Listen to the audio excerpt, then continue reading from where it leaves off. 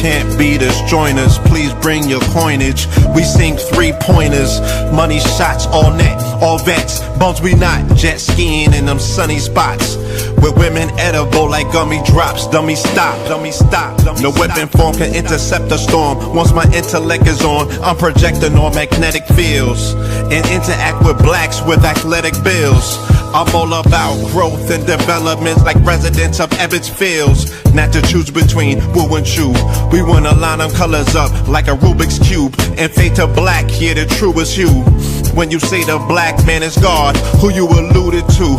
The usual, Clarence 13X, a worthy guess. The words expressed come from the word in flesh. Elijah M, the NOI versus Leviathan. Messiah sent from the heavenly branches. 7 P's from since G-Dub cut down the cherry tree. In the wilderness of North Amex, and we flossing death and forced aggression, or forced perception, forced protection, or forced confessions. It's all a lesson. The sorcerers from Corsica, killer tonics, sticks and drums like the Philharmonic Orchestra. You niggas still playing harmonicas from officers, fabric softener. Jive turkeys popping 5 perkies, playing with keys, the Scotch stores type. For that soft white, we could've caught life, just being forthright. First class on my 4th flight, popping out like Fortnite. Every night we lit like porch lights. The meek shall inherit the earth, oh yeah, the scorched type. And these niggas, they some hoes in these streets. Me, I'm 10 toes in these streets. They lost their souls, niggas got holes in their feet.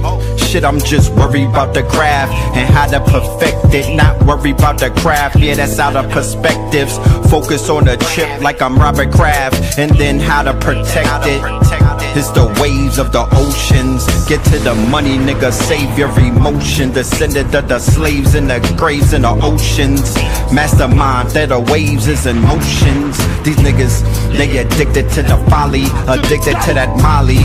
Making me a movie, them sticks made of holly. I'm Dr. Manhattan, sitting on top of Manhattan. When I get all 5 rings, snap my fingers and pop up on satin. Dressed in all black, yeah, drop top the Phantom. Bless.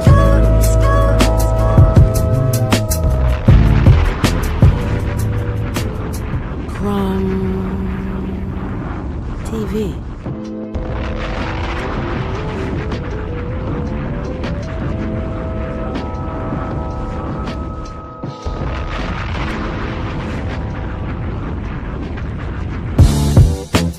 Can't beat us, join us, please bring your coinage. We sink 3-pointers, money shots, all net, all vets. Bumps we not, jet skiing in them sunny spots. With women edible like gummy drops. Dummy stop, dummy stop. No weapon form can intercept a storm. Once my intellect is on, I'm projecting on magnetic fields and interact with blacks with athletic bills. I'm all about growth and development like residents of Ebbets Fields. Not to choose between woo and chew. We wanna line them colors up like a Rubik's Cube and fade to black, yeah, the truest hue. When you say the black man is God, who you alluded to? The usual, Clarence 13X, a worthy guess. The words expressed come from the word in flesh. Elijah M, the NOI versus Leviathan. Messiah sent from the heavenly branches. 7 P's from since G-Dub cut down the cherry tree. In the wilderness of North Amex, and we flossing death and forced aggression, or forced perception, forced protection, or forced confessions. It's all a lesson. The sorcerers from Corsica, killer tonics, sticks and drums like the Philharmonic Orchestra. You niggas still playing harmonicas from officers, fabric softener. Jive turkeys popping 5 perkies, playing with keys, the Scotch stores type. For that soft white, we could've caught life, just being forthright. First class on my 4th flight, popping out like Fortnite. Every night we lit like porch lights. The meek shall inherit the earth, oh yeah, the scorched type. And these niggas, they some hoes in these streets. Me, I'm 10 toes in these streets. They lost their souls, niggas got holes in their feet. Shit, I'm just worried about the craft and how to perfect it. Not worried about the craft, yeah, that's out of perspectives. Focus on the chip like I'm Robert Kraft, and then how to protect it. It's the waves of the oceans. Get to the money, nigga, save your emotion. Descendant of the slaves in the graves in the oceans. Mastermind that the waves is in motions. These niggas, they addicted to the folly, addicted to that molly. Making me a movie, them sticks made of holly. I'm Dr. Manhattan, sitting on top of Manhattan. When I get all 5 rings, snap my fingers and pop up on satin. Dressed in all black, yeah, drop top the Phantom. Blast.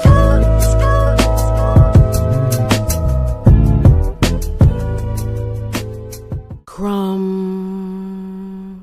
TV.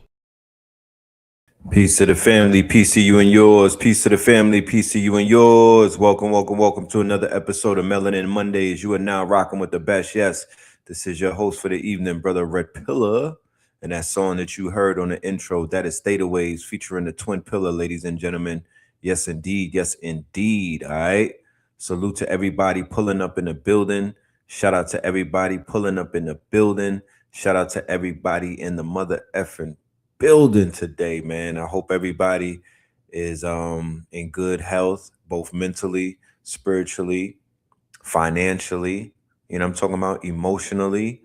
Yeah, man, we're gonna have a good conversation today. I have a special guest.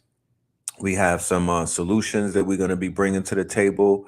Today is going to be a little heavy. You know what I mean? This is just a disclaimer. There's a lot going on. It's a retrograde, but I'm not going to blame it on a retrograde. This retrograde is very heavy. I felt this the day that it came in. I ain't going to lie. It's very heavy. Heavy on the soul, heavy on the heart. But what we want to do is we want to speak to the problems, but we also want to bring the solutions and whatnot. So we're going to get to it. You dig? Sometimes there's uncomfortable conversations that need to be had, and today is just one of those days. Let's go ahead and let's do the roll call. Let's see who is in the building. All right. Shout out to everybody tapping in from wherever y'all are at. You know what I'm saying? It ain't where you're from, it's where you at. You dig? So yeah, man. Let's see. Let's tap in. All right. Peace to the chat. Peace to the chat. You dig? We got Southeast DC, Chocolate City, Hartford, Connecticut. What up, Hartford? Philadelphia in the building. Y'all take care of my boy Jalen Brown. You dig? Take care of young Jalen. He gonna. I know he gonna turn up out there. Dallas in the building. Shout out to Dallas. Shout out to San Jose in the building. Shout out to Nashville and Seattle and all of that. Duval. Yes, yes. Y'all getting ready for that Duval weekend coming up, right? The Gas House. We got Detroit, Orlando. We got Detroit again. All right. North Las Vegas, East Flatbush, Colorado, DC proper, Chicago, BK all day, Greenville, South side of Houston, Ireland. All right now, Gulfport, Mississippi, Hawaii up in this thing, Tuscaloosa up in this thing, DMV, Cashville, Miami, Florida, San Diego, all right, Alexandria. Shout out to everybody. You know what I'm talking about? Shout out to everybody. Yo, look out. IT in the building. We got IT in the building. Henderson, Nevada. Shout out to Henderson. Okay. Yes, yes, yes. We got Huntington Beach, California. Huntington Beach, California. VA. They say VA is for lovers. Shout out to Virginia. You dig? Boston Sixers. Yo, shout out to Boston. I was kind of mad at Boston because, Boston is Boston. But shout out to Boston. You know what I'm saying? Y'all got some good people out there. You know, it's just Boston be doing Boston shit. You know what I'm saying? Boston Richie. You know what I mean? It's nothing new, right?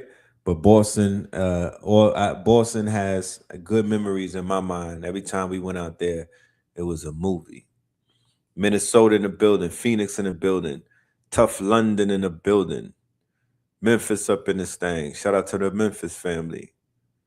Smell me? Yeah, so let's get right to it. Yeah. So yesterday, and maybe the day before, right? Around the 5th of July, I started to hear stories coming out about something that was happening in Mississippi, of all places. And just based off of the trajectory of how things have been going, and just based off, you know, the fact that we've been able to see the patterns, right?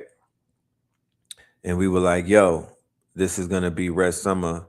This is gonna be a repeat of what we saw in 2020. I could just see the patterns. I mean, Stevie Wonder could see it. Fact that we're in a fire horse year, you know what I'm saying? The fact that we're in what is known as this retrograde, I was like, yeah, I already know what it is, right?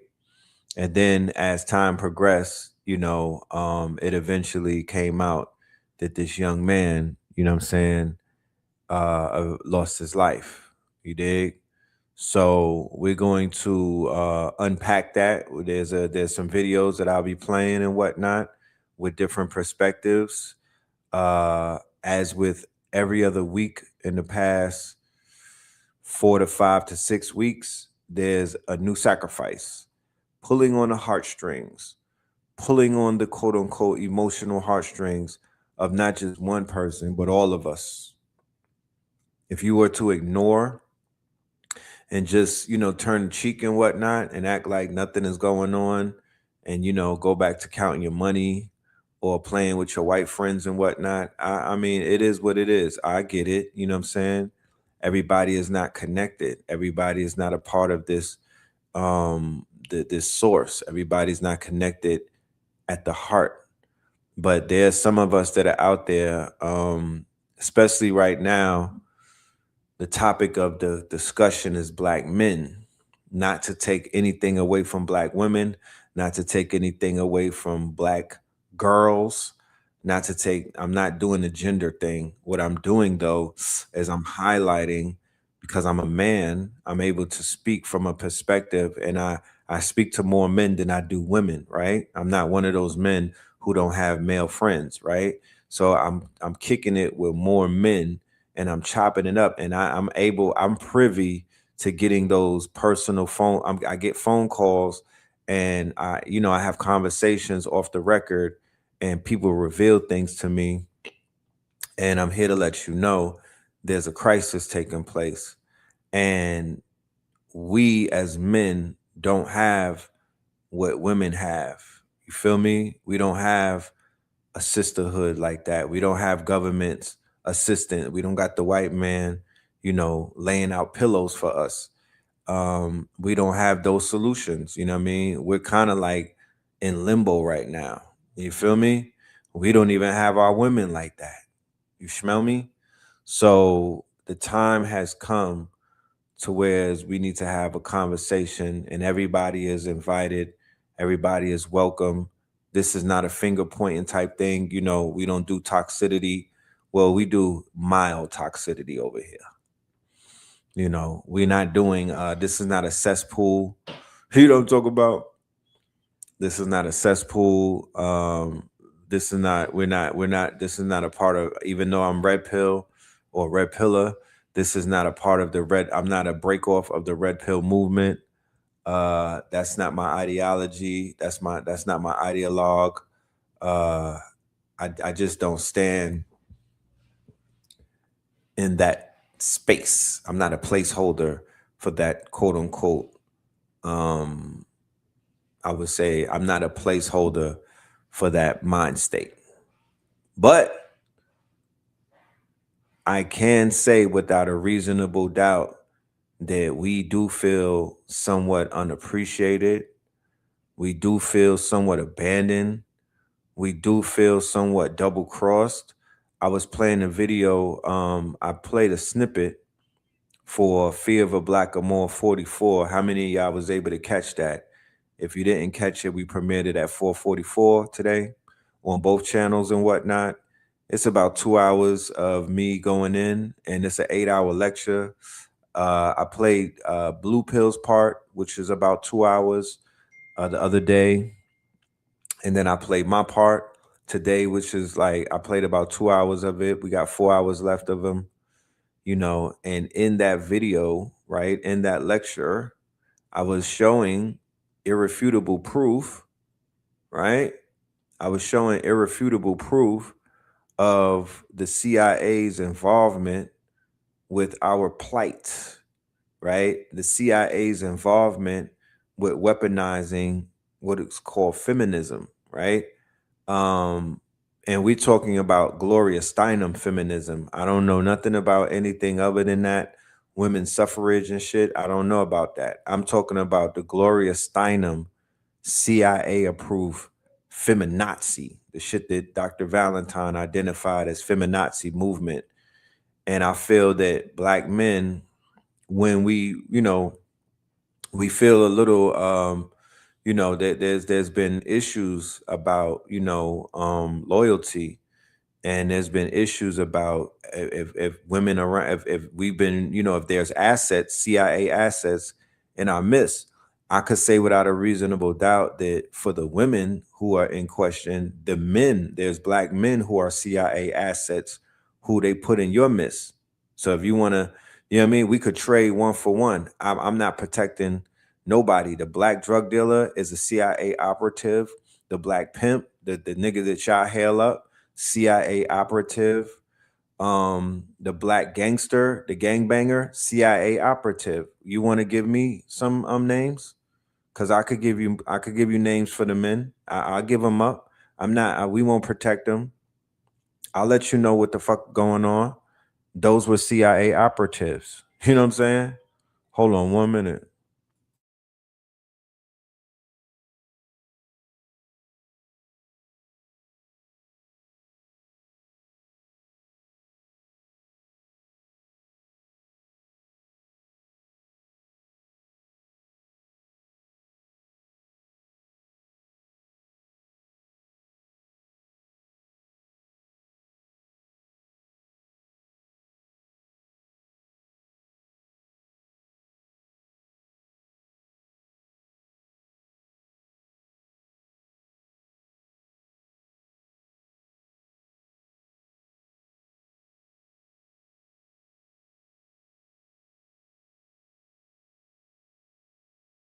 I don't want to be facetious and whatnot.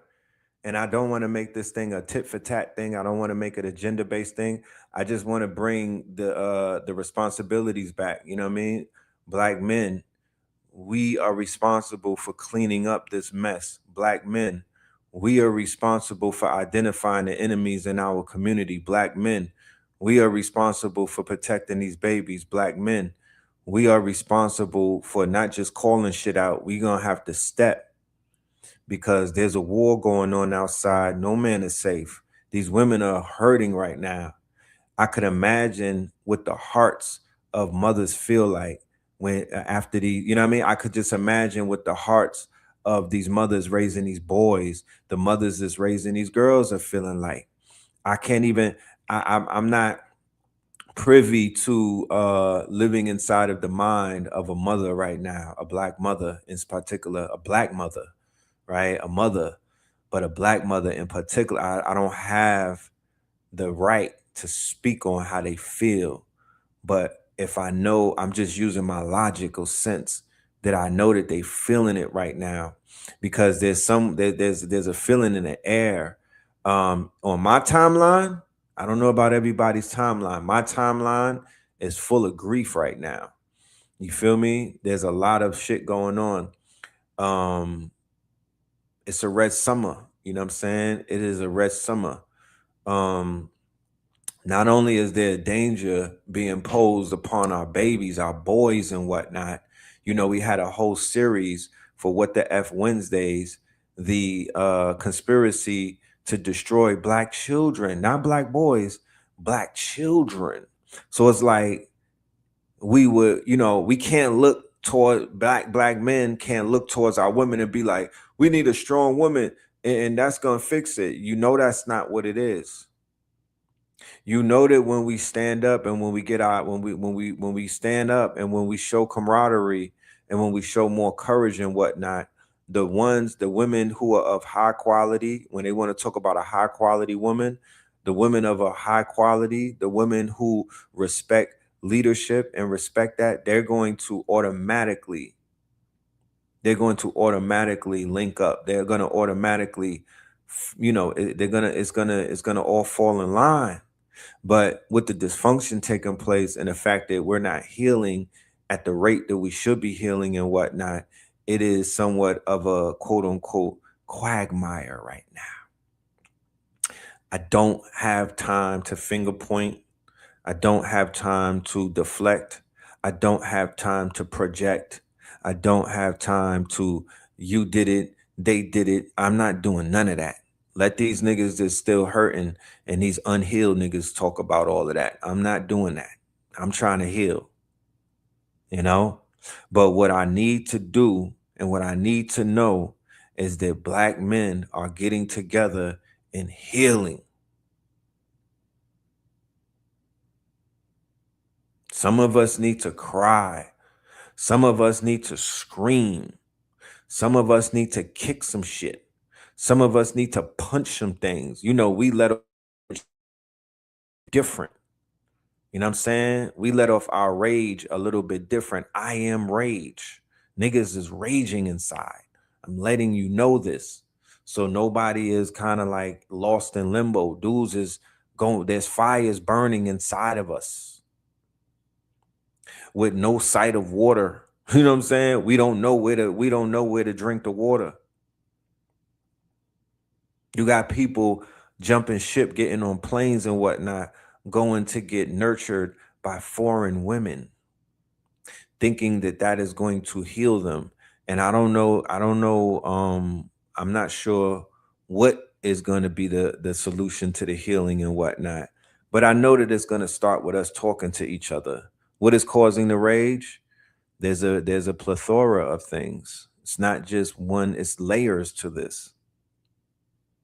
It's layers to this.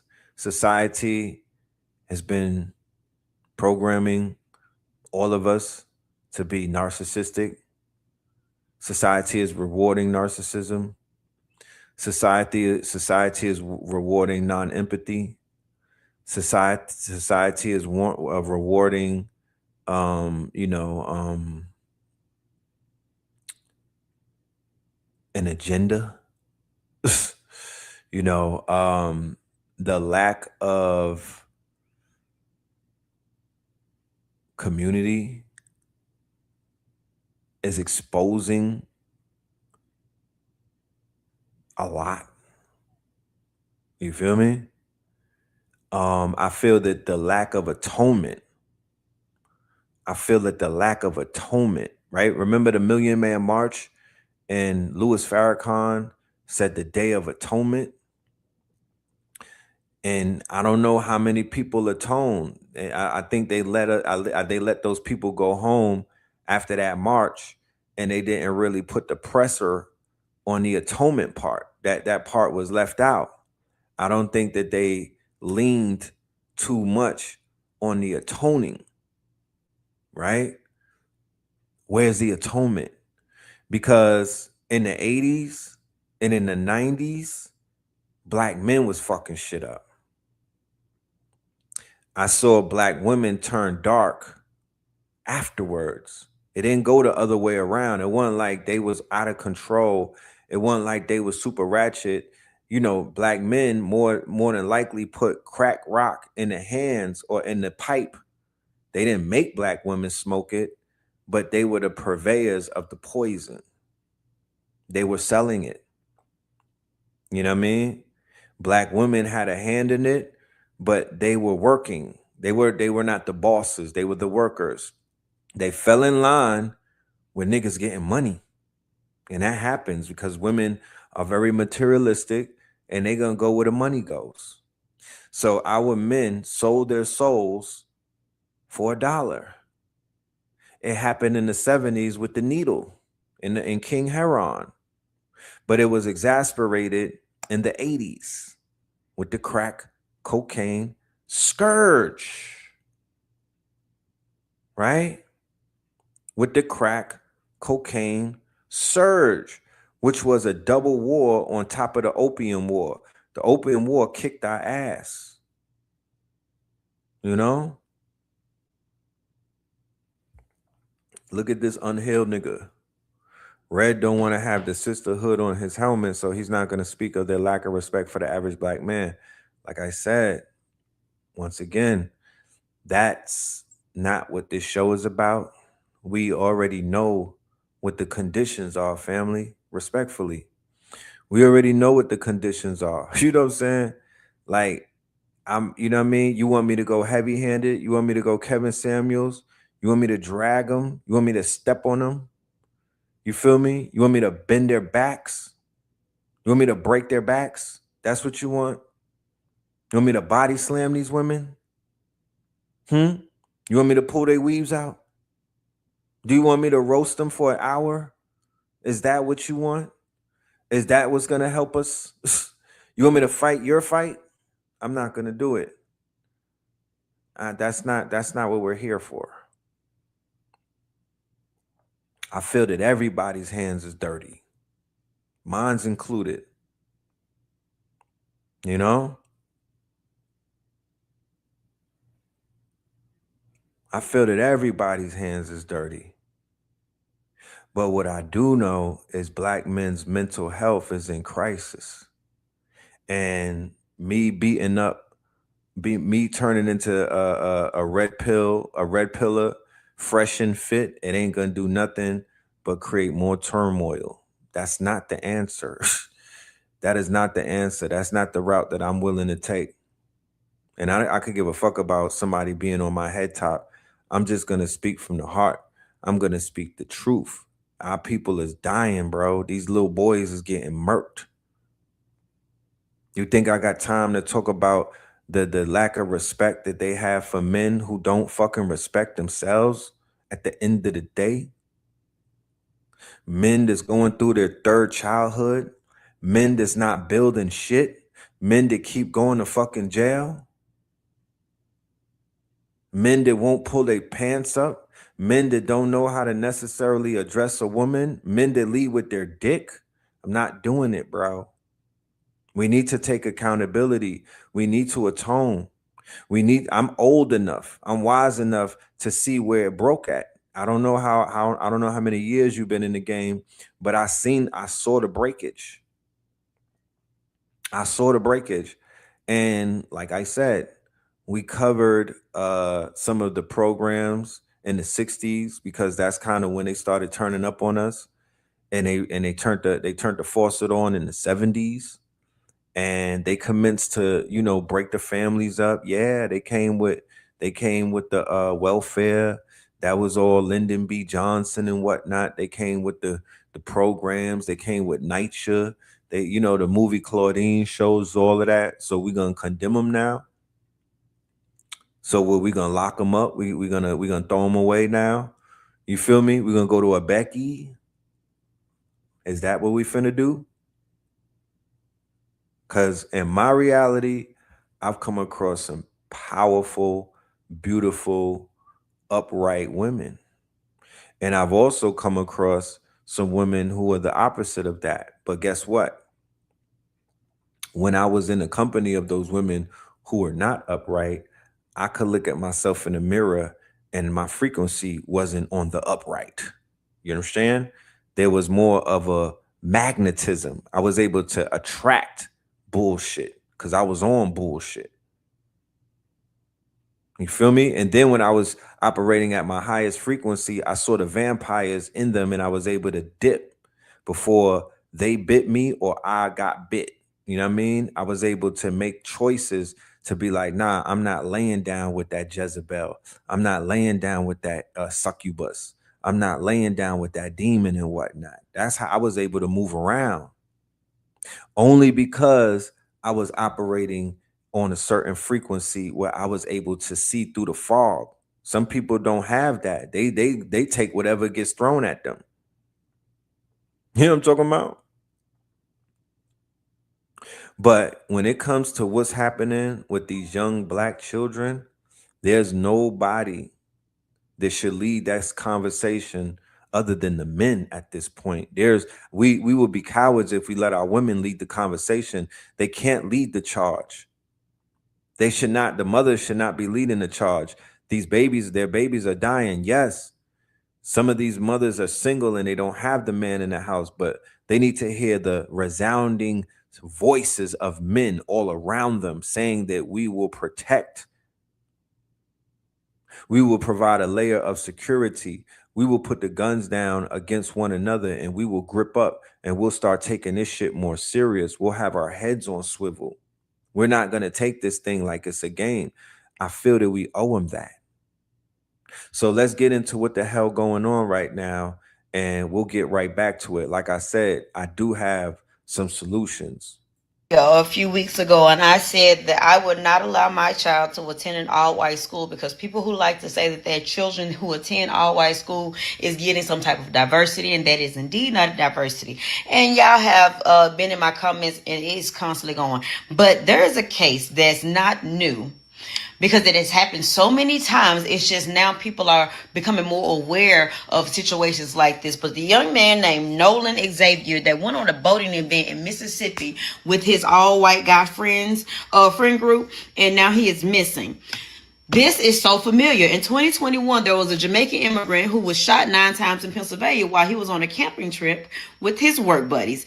And guess what? He was the only black person there. In 2018, Tamla Horsford went to a sleepover, and yet she was the only black woman that ended up dead.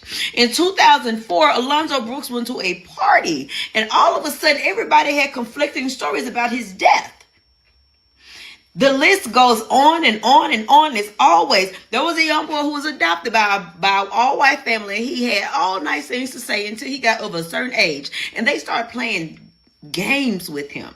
And he started to record because he said that his body just automatically went into terror mode before things started to happen. They started to play games with him.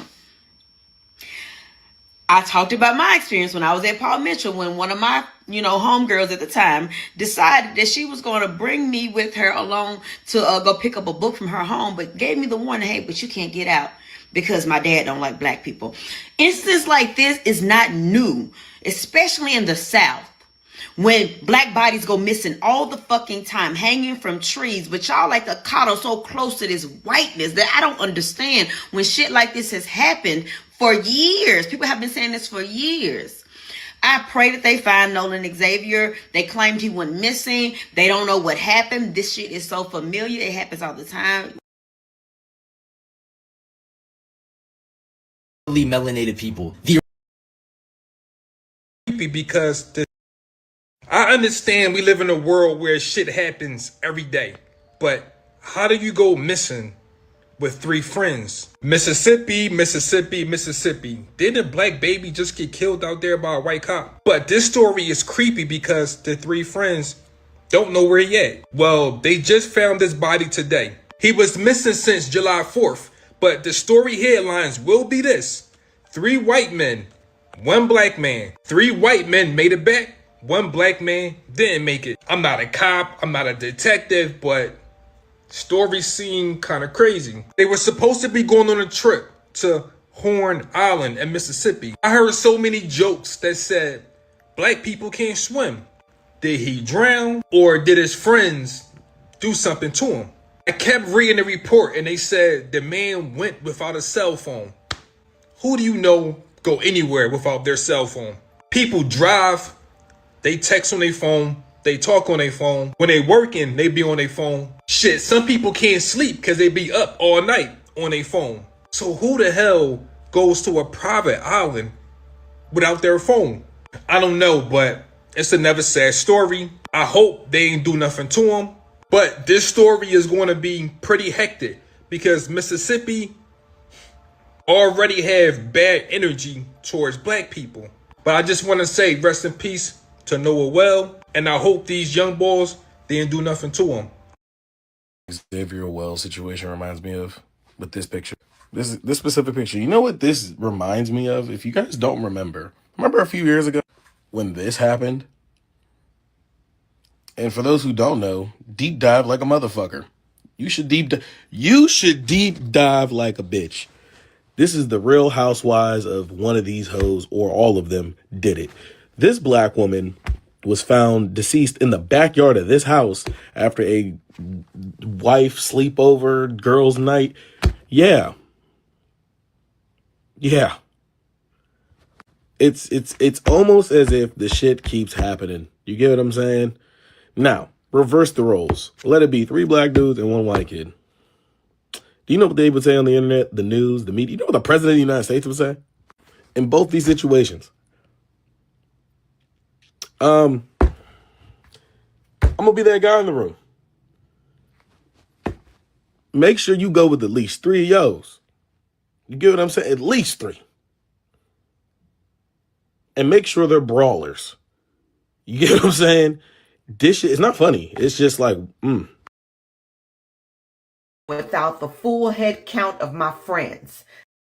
First thing I'm going to say is I would never leave without the full head count of my friends. That is rule number 1. We don't get off no damn island. We don't get onto no boat. We don't do nothing until we have every last person that we came with all in one place.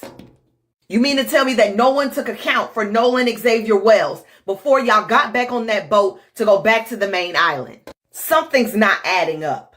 18-year-old Nolan Xavier Wells was last seen on July 4th with his friends on Horn Island outside of Jackson, Mississippi. He was last seen in blue shorts, sunglasses, and that's it. Nolan's parents are looking for him nonstop. They just want to find their son.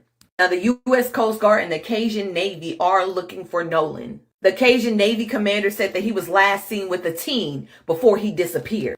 They found his phone, but they did not find him. And if this is his friend group, I'm not gonna lie. I don't have that much faith in finding this boy alive. Because like I said before, there's no way in hell I would hop on a boat to go home and not all of my friends are accounted for. Y'all didn't give a fuck about him whatsoever. And there's somebody out there that was part of that friend group that knows what the fuck happened. But everybody's locking the fuck up. Now, I'm trying to keep the faith that this boy's just sitting there lost on this island and, he fell asleep or some shit. But 9 times out of 10, we already know how this shit goes. So one thing that I find interesting, right, is that in each one of these cases, these young men have fathers. The father is not absent. When it comes to Cyrus, right, his father is there. His father's in his life. Okay? Each one of these young men, right? You have Cohen. His father was there, right? The young boy in Mississippi, the 1-year-old, we played the video where he has his father in his life.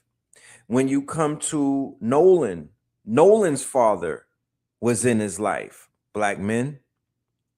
So this is not a case of the black man not being there. This is a case that we as fathers who have black boys and black daughters, right? We have to have a off the record, off the grid circle. And we need to talk about these things because the justice that we seek is not probably going to be the same justice that the mother seeks, right? The type of justice that we seek is not going to be the same type of justice that the all-forgiving mother seeks. I'm going to show you that this is not an isolated incident. Every single case of a black child being found hanging needs to be revisited. Where the fuck is Perry Mason at? Every single case that they was like, oh, keep it moving, nothing to see here. We need to go back and see what the hell we need to see. Y'all got AI. Now you bring the AI lawyer or something. We need new autopsies, and we need to re-examine what the hell been happening, because it feels like this been going on for so long. Shout out to 363 Empire. Mom says Plano 8th grader was victim of racist bullying, forced to drink urine. Okay. This is KERA News. I'm Bill Ziebel. The mother of a 13-year-old black student in Plano ISD's Haggard Middle School says he was assaulted, abused, and called racial slurs by classmates. Summer Smith says her 8th grader was at a sleepover party when he was forced to drink a cup of urine. A video circulated on social media. She found out the boys were football players who'd been bullying and harassing her son for more than a year. She contacted the school and was told the party occurred outside of school hours, so they couldn't do much. She disagrees. The videos have been shared with pretty much the entire school. Why is that not a school issue? We're passing around the videos during school hours. How is that not a school issue? The boys are on the football team. How is that not a school issue? Smith's attorney, Kim T. Cole, wants the incident investigated as a hate crime. The student was called a racial epithet, the N-word, numerous times. She says she's heard from many parents with similar stories. They were subjected to all kinds of torture and abuse from other teammates at the school. Plano ISD is aware of this, and yet they have done nothing. To cast it into the wind? Not today. Not today. Not today, sister. Absolutely not today. Not today. And we will not stand for it. That's why we're here. Plano ISD says the district does not tolerate or condone harassing behavior. Both the district and Plano police are investigating the incident. I'm Bill Ziebel in Plano. You some breaking news, because this is important and I really need to get this information out there. It is time sensitive, so it's imperative that you guys share in case we can find any and all information about this teenager, okay? A Jackson County, Mississippi 18-year-old teenager by the name of Nolan Xavier Wells has been missing since the 4th of July weekend after a trip to Horn Island in Mississippi with his friends. Now, authorities are speculating that at some point after Nolan went to go meet with a girl during the time he was on Horn Island was the time frame where he went missing. At some point he got separated from his cell phone and was hanging out with this female on Horn Island, and his friends presumed that he received a ride back from someone else from the island, but that never happened, and things started to take a turn for the worse once his mother realized that shortly after 3 p.m. he had not been returning phone calls, text messages, and hadn't been seen or heard from since he had gone on this boat. Now, Nolan was last seen with these blue shorts on, swimming trunks, and some sunglasses. Now, here's where things get a little bit wicked, because his cell phone was left behind, but authorities were able to return his cell phone to his parents without Nolan. And that is the confusion, seeing as though some information was not given to them accurately while they were vacationing off Mississippi's Gulf Coast. It's also important to note that there are currently active searching right now for him, but initially his family, his mother was given the wrong description of what he was wearing from authorities. Then later it was provided the updated information based upon a picture. So they had lied. The family had lied. Nolan's friend's family had lied about what he was last seen wearing when he was last seen with them. Okay, as you can see, Christine Wansley posted on Facebook to please be on the lookout for Nolan. Last seen on the west tip north side of Horn Island today around 3 p.m. wearing blue shorts and sunglasses. It's unclear if he made it back on land. Please message me if you have seen him or heard any information about his whereabouts at or after 4 p.m. Then she updated us within the next 5 hours about his whereabouts. Now, on the bottom of this photo, he's also seen wearing said blue shorts. This is the last photograph that was taken of him just shortly before his disappearance. As you can see, Christine stated, we were provided with incorrect information regarding what he was wearing. I was sent a picture. As you can see, he was in the blue swim trunks, not black. So they initially stated that he was wearing black swim trunks to the island, but it was found later on due to the photo. I've seen the actual photo where it's not cut off.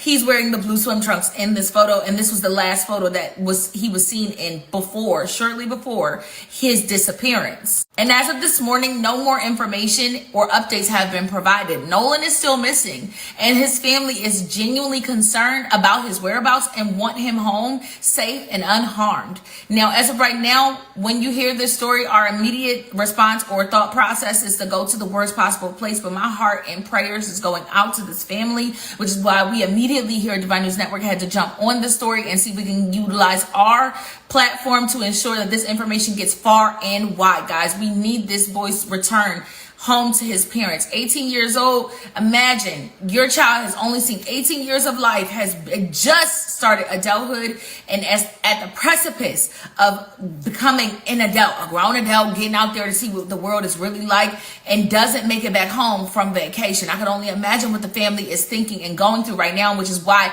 I need your help pushing this story far and wide. So share, like, comment. Do what you have to do to get this story out so we can ensure that we at the very least get some updates and information regarding Nolan Xavier Wells so he can be returned home to his family expeditiously. Thank you guys so much. Stay tuned because there's a lot more information to go. So I was playing that to share that there was a lot of black women from yesterday. I saw them form Voltron. I saw men too. A lot of people jumped on this case from the 4th of July to the 5th of July up into today when they found the body. It had a network effect, right? What does that mean? That means that people became invested in his story. It started to spread like wildfire, right?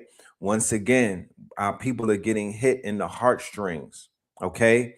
They're getting hit in their heartstrings. There is no coincidence that this man is reminding me of Carmelo Anthony, okay?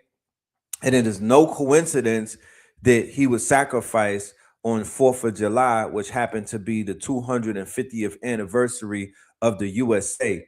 And it is of no coincidence that on the 4th of July, they had white inferiority people marching inside of Washington, D.C. wearing masks. And it is no coincidence that the president of the United States stood shoulder to shoulder with race baiters and quote unquote race traitors and quote unquote, what we would call white inferiority complex sufferers.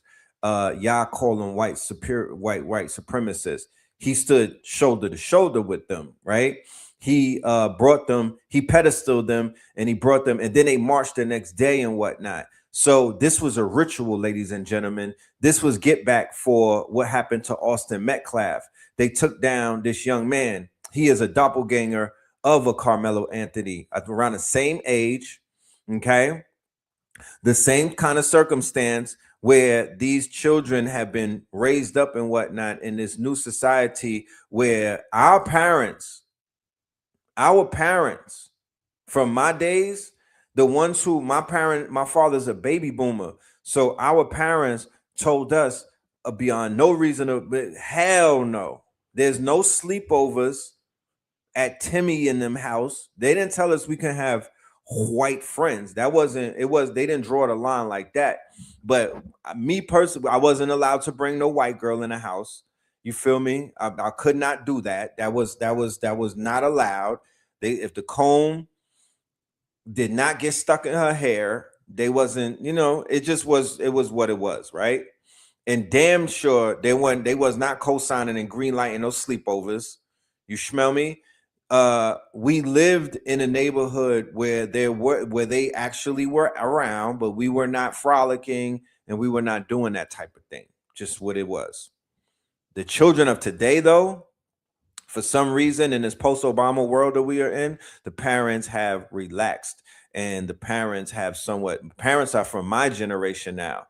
It's not the boomers. The parents come up in my generation, in that rap generation, that hip hop generation, in that post MLK, we are the world type of shit. And that, you know what I mean? And then you have people coming in, they coming in from the islands, they coming in from Africa. Oh, a white friend? That's like a status symbol. You know what I mean? So they start putting their children in these all white schools. And we all know We all know we've done the research. We have the results and whatnot. We got the stats. That doesn't necessarily work out. There's a large case of PTSD and a lot of the children who were placed in environments and whatnot where they were the only quote unquote chocolate child amongst a sea of mayonnaise. It doesn't necessarily rear them. Look at what's her name? Your girl, Candace Owens. Remember, she was, oh my goodness, they're calling me nappy headed, and you know what I mean? She was, they was treating her like she was, they was treating her crazy. Burn, Mississippi, burn. Okay? Burn, Mississippi, burn. There's some shit coming out of Mississippi that I don't like. The situation with this young, I mean, and it's been going on. Let's not even act like we want to cherry pick. This shit is a tradition and whatnot. It's been going on. And they're teaching their children, okay, to carry on that tradition. People are like, oh, when the old people die off. No, nigga. No, Frances Cress Welsing is her words still stand. It's genetic, right? It's genetic, my genius. These are the 4 channers. These are the 8 channers. These are all of these kids and whatnot. But it's not just, we it's a lot of shit going on. It's a lot. And there's stories that they're not even talking about, right?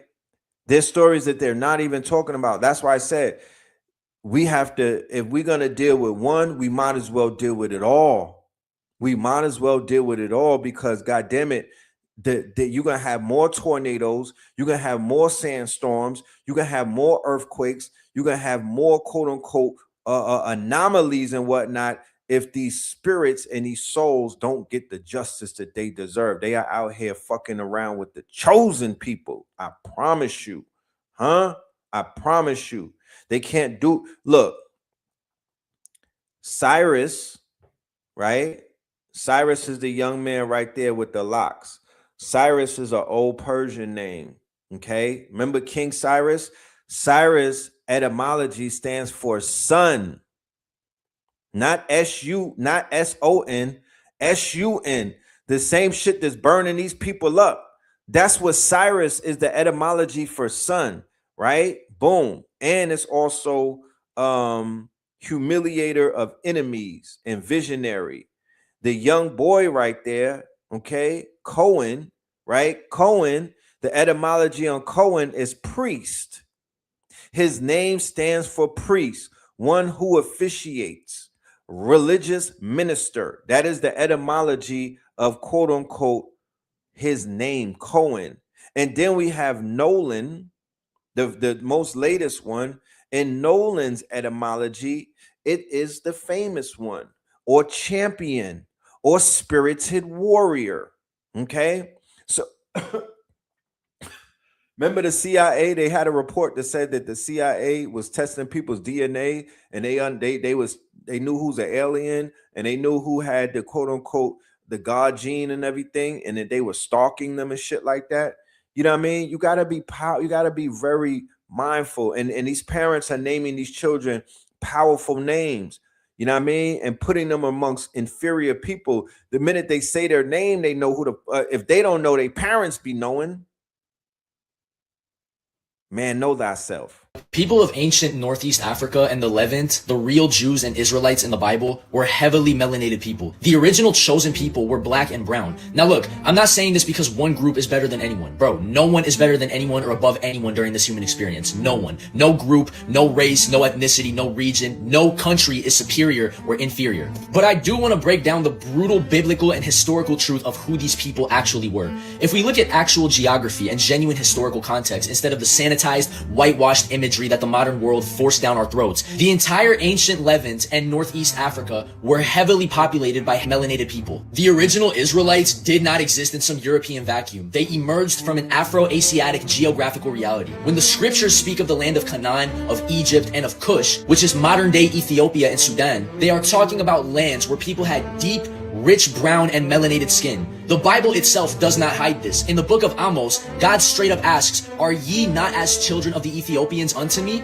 O children of Israel?" The text itself constantly draws these direct physical, geographical, and spiritual parallels because they look alike and share the same root. Look at Numbers chapter 12. Moses explicitly married a Cushite woman, a black woman from Ethiopia. Look at the lineage of the Queen of Sheba and King Solomon. Their union birthed the Solomonic dynasty in Ethiopia, which protected and safeguarded the Ark of the Covenant in Axum for centuries. The Ethiopian Orthodox Tewahedo Church holds some of the oldest, most uninterrupted biblical canons on the face of the earth, preserving sacred texts like the Book of Enoch that the Western world tried to delete, censor, and bury from the public. But the history goes even wider. It wasn't just Ethiopia. The entire ancient biblical landscape was filled with diverse, highly melanated ethnicities across the region, from the Nile Valley to the ancient Levant. The modern world has committed a massive historical and psychological injustice by stripping these ancient people of their true identity, erasing their melanin, and rewriting them to look like the people who conquered them. The real trauma here is how the global system has systematically hidden this truth to keep people of African and melanated descent feeling disconnected from their divine heritage.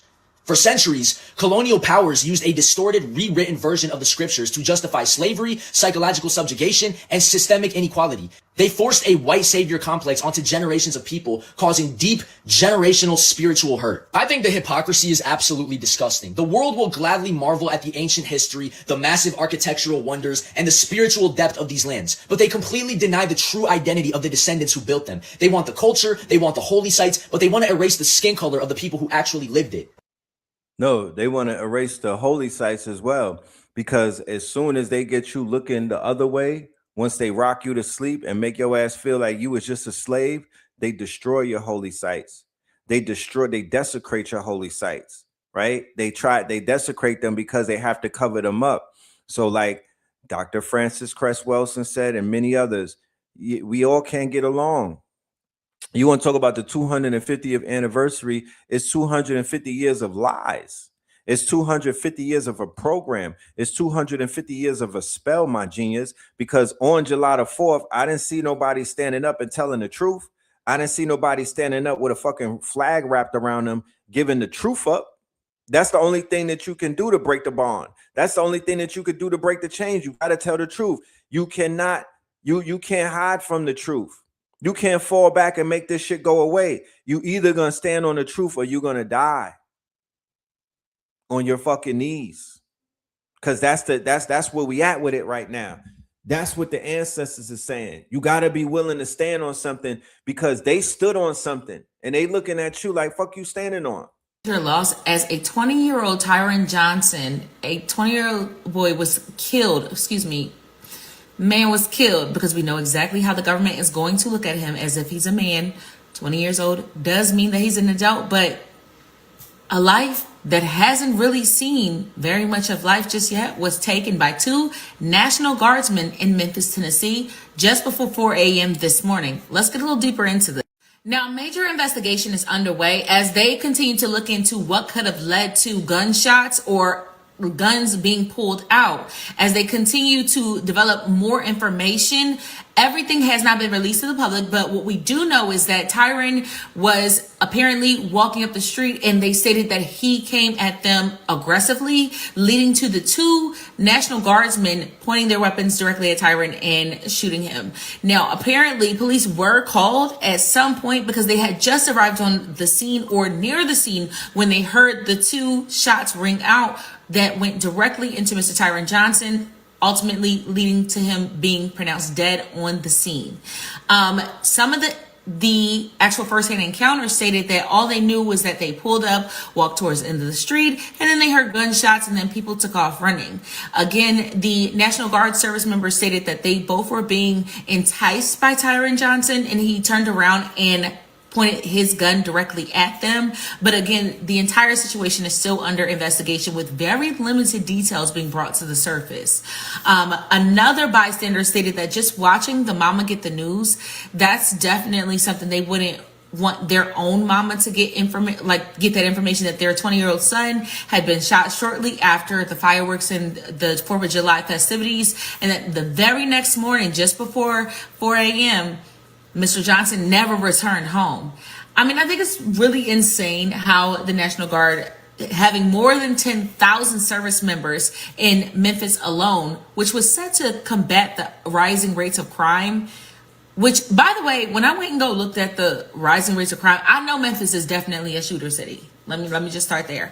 However, there has not been a major impact enough to even need the National Guardsmen in Memphis, Tennessee. It feels like, since Memphis, Tennessee is historically right now a black city or an urban neighborhood, it's one of the Trump administration's muscle moves. Their aggressive assertion of authority over that city to try and get it under control or back under the control in fear of the government and everybody who works in the government because of the increased rates of crime coming directly out of Memphis, Tennessee. However, the National Guardmen having a presence in that city and to the point where it's leading to gunshots and someone's dying, that in itself just lets us know that this is not going the way that they anticipated the presence of the National Guardsmen being there, because they're now involved in the crime. And now there has to be a major investigation just to determine what led up to the shooting of Mr. Johnson. Again, there doesn't seem to be any bystanders that can corroborate that Tyron Johnson did indeed have a handgun and pointed it directly at them, leading to him dying. But I guess as more information comes out, we'll be providing you guys with some updates surrounding this story. So when you see them marching, right, and they have their faces covered up, right, and then you see situations where the young man, the baby at Walmart, gets unalived by a police officer. Then you got situations where the National Guard is unaliving people. Then you got situation where the son of a judge, because those three white children, one of those children's father is a judge in this situation in Mississippi with this young boy on the boat, and he already is lawyered up. The fucking lawyer's in the house. The father's a judge. So when you see all of these situations and then other situations occurring, you got to ask yourself, are they all on code, right? When you see Peter Thiel has a whole organization and whatnot, this is a secret society of billionaires and millionaires and whatnot, and they're coming together and they're having these lectures and whatnot to talk about all type of nefarious things, you begin to ask yourself, are these people on code and whatnot? Are these people systematically doing things and whatnot to incite? Because they're inciting. But what they also know is that they could destroy a people through what they call emotional warfare. They could destroy a people through spiritual warfare. They could destroy a people by killing their messiahs or their messianic ones and whatnot. You gotta remember, they could destroy. Our people are having breakdowns. Our peoples are in a health crisis and whatnot. When C-19 had hit, there was already people with pre-existing conditions.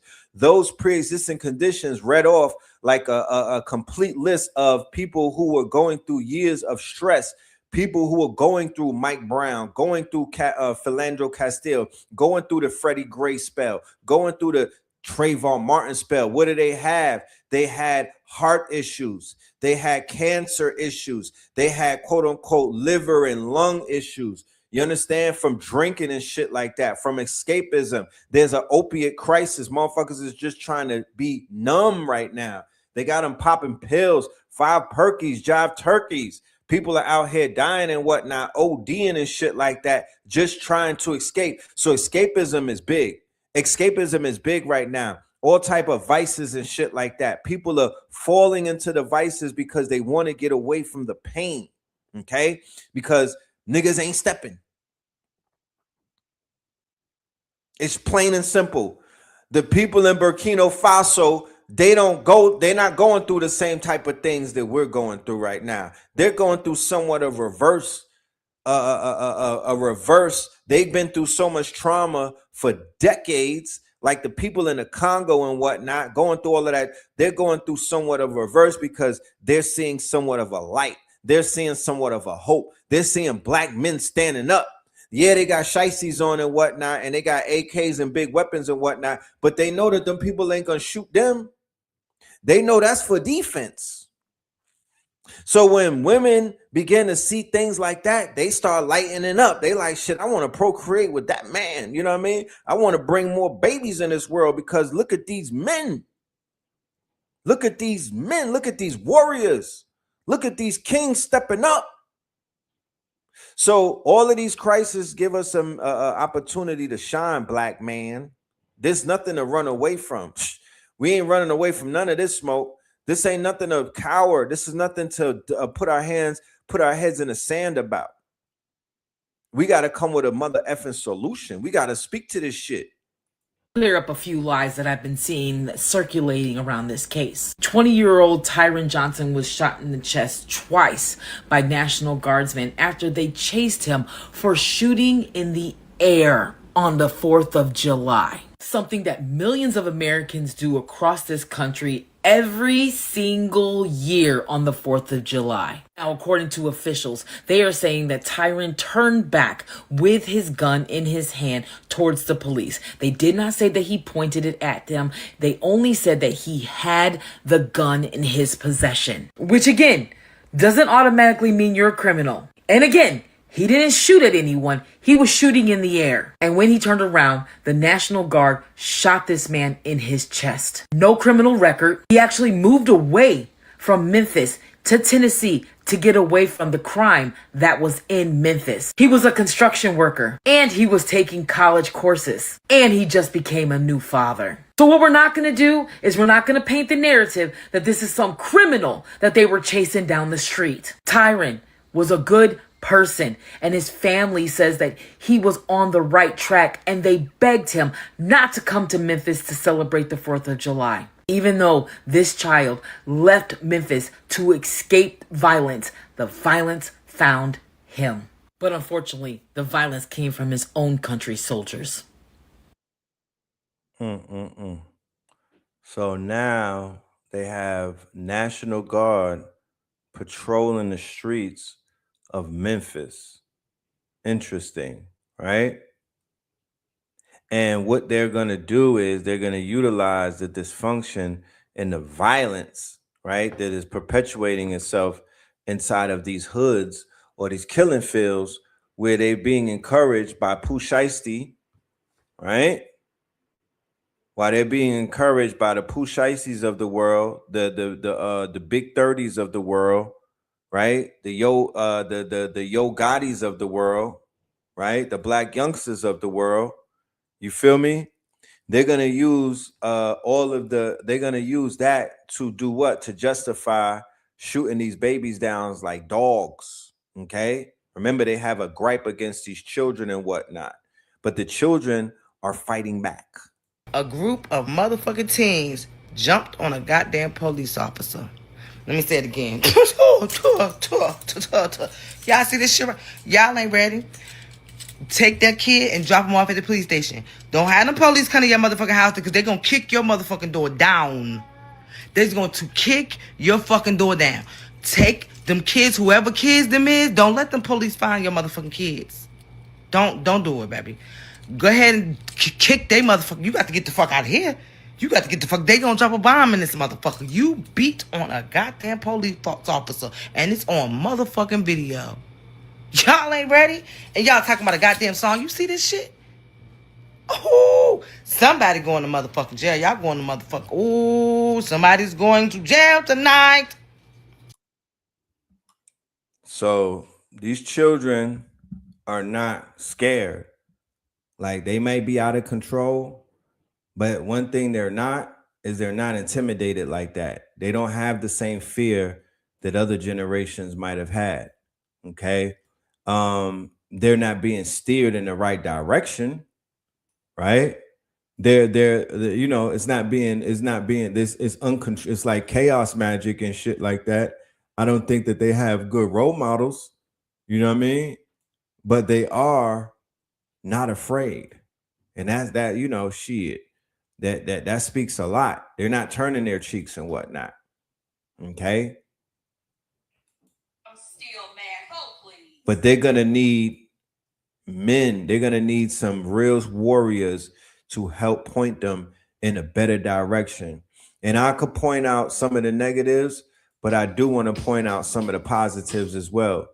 Because there's been a display of Black Boy Joy all over the TV screens that we've been seeing over the past few weeks. And I will show that in a minute, right? But there's shit going on in the hood that needs to be addressed. We got to clean the hood up. You feel me? We got to clean the hood up before they clean before they start cleaning it up, you know? But yeah, there was a situation going down in Florida with a young woman. Her name is Bree. She's a social media star on IG, on TikTok and whatnot. She lost her life on the 4th. It's a dark cloud hovering over Broward, man. And I'm praying that God will come and protect this county. There's a lot of crazy stuff going on in Broward County. And don't get me wrong, bad stuff happening all the time in South Florida. But this particular past week, South Florida, Broward County be looking crazy lately, man. With the North Florida, that parking lot in Walmart to the Lauderdale, Lady getting Los Olas and drive-by man. Man, what they did to that girl, that TikToker, man, just a damn shame, man. Truly a tragedy, dog. I ain't know her personally, but I had a lot of friends I knew her very, very well. And seeing them on Instagram or TikTok posting up, saying RIPs, crying, grieving, is just not an easy sight to look at, fam. Could have been avoided. It's not fair. Rest in peace to that girl, man. Truly a damn shame. God is coming soon. We enter a new week.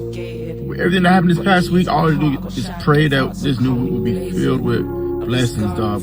Safety, protection. Because you never know when your time will come, fam. When your time do come, where you gonna go? Please, guys, pray, read your Bible, go to church. All right. So I want to introduce you, ladies and gentlemen, to a brother who has an event coming up in Brooklyn, of all places. Brooklyn, Vietnam. Okay. We have a men's gathering that's going to be taking place because, like I said, I could go on for days and talk about all of the things that are going on, right? I could go on for days, which I will not do that, right? But what I will do is I will bring some solutions to the table. So if you're in New York City, right, or the tri-state area, and you are a man, right, I need you to lock in, okay? I need you to lock in, and we're gonna talk about what we got going on. And let me bring to this table, let me bring to the thing our good brother. Peace. Peace, brother. Peace, family. Peace and greetings. How's everyone doing? All is well. How are you? Oh, man, just outstanding. You know, I'm just honored to be here to take part in the conversation and inject some not only solutions, but shed some light on what's been going on, because too many of us are walking around as if nothing's happening around here. Right. Indeed. I mean, that statement that you just said, so many people are walking around as if nothing is happening. Can we unpack that? Right? Can we unpack how Black men absorb trauma and they absorb depression, and they don't necessarily let their feelings out on their sleeves and whatnot, and they kind of like walk around with a mask on, no pun intended, and they keep this smile on their face, or they try to act like they got everything under control, but deep down inside they're falling apart? Can we speak to as to why do men do this? Let me begin with saying that, you know, as Black men, or men of color, because that's really what we are, you know, we're not weak. No man is weak. What we are exhausted, and we're under pressure, and we're over pressured, and we're expected to do things without showing any emotions. This is where the problem comes in. So this silent crisis that we have is where men are walking around with this grief inside and nowhere to let it out. There's pressure, there's money pressures, relationships, racism, loneliness, all sorts of things that are coming up, and we have no outlet to let it out. we're told to suck it up, to man up and hold it inside and be strong. Right. But the fact is, brother, that um, men are more likely to suicide, 4 times more than women are. And these statistics are just through the roof. Since the early 2000s, men of color have ended their lives, and it has increased 144%, bro. Right. We say One we of say Mhm. melanated over here. We don't use men of color. We look at that as a colorable term. We don't really identify as that. We do say melanated men. No, you know what I Thank mean? you. Thank you. Thank you. And I Yes. appreciate that because I do want to use the proper terminology, because the fact is that if me and you were in ancient Kemet right now, we would have to use different words in order for people to understand us. So Right. here we are in this circle here. We are men, melanated men. We have that inside of us in our DNA that comes with all sorts of baggage. So Right. currently inside of our societies now, melanated men are walking around with all of these pressures with nothing else to do with it but to bottle it up. What Right. do? We turn to liquor. We turn to pornography, and we also turn to promiscuous behavior, Right. carrying on multiple relationships and things of that nature. But I will tell you this. These are one of the things that we're providing here, and I hope that many others are attempting to do this, is create a safe space for men to speak up and say these things out. We need to let them out. Just speaking them alone brings us back our power.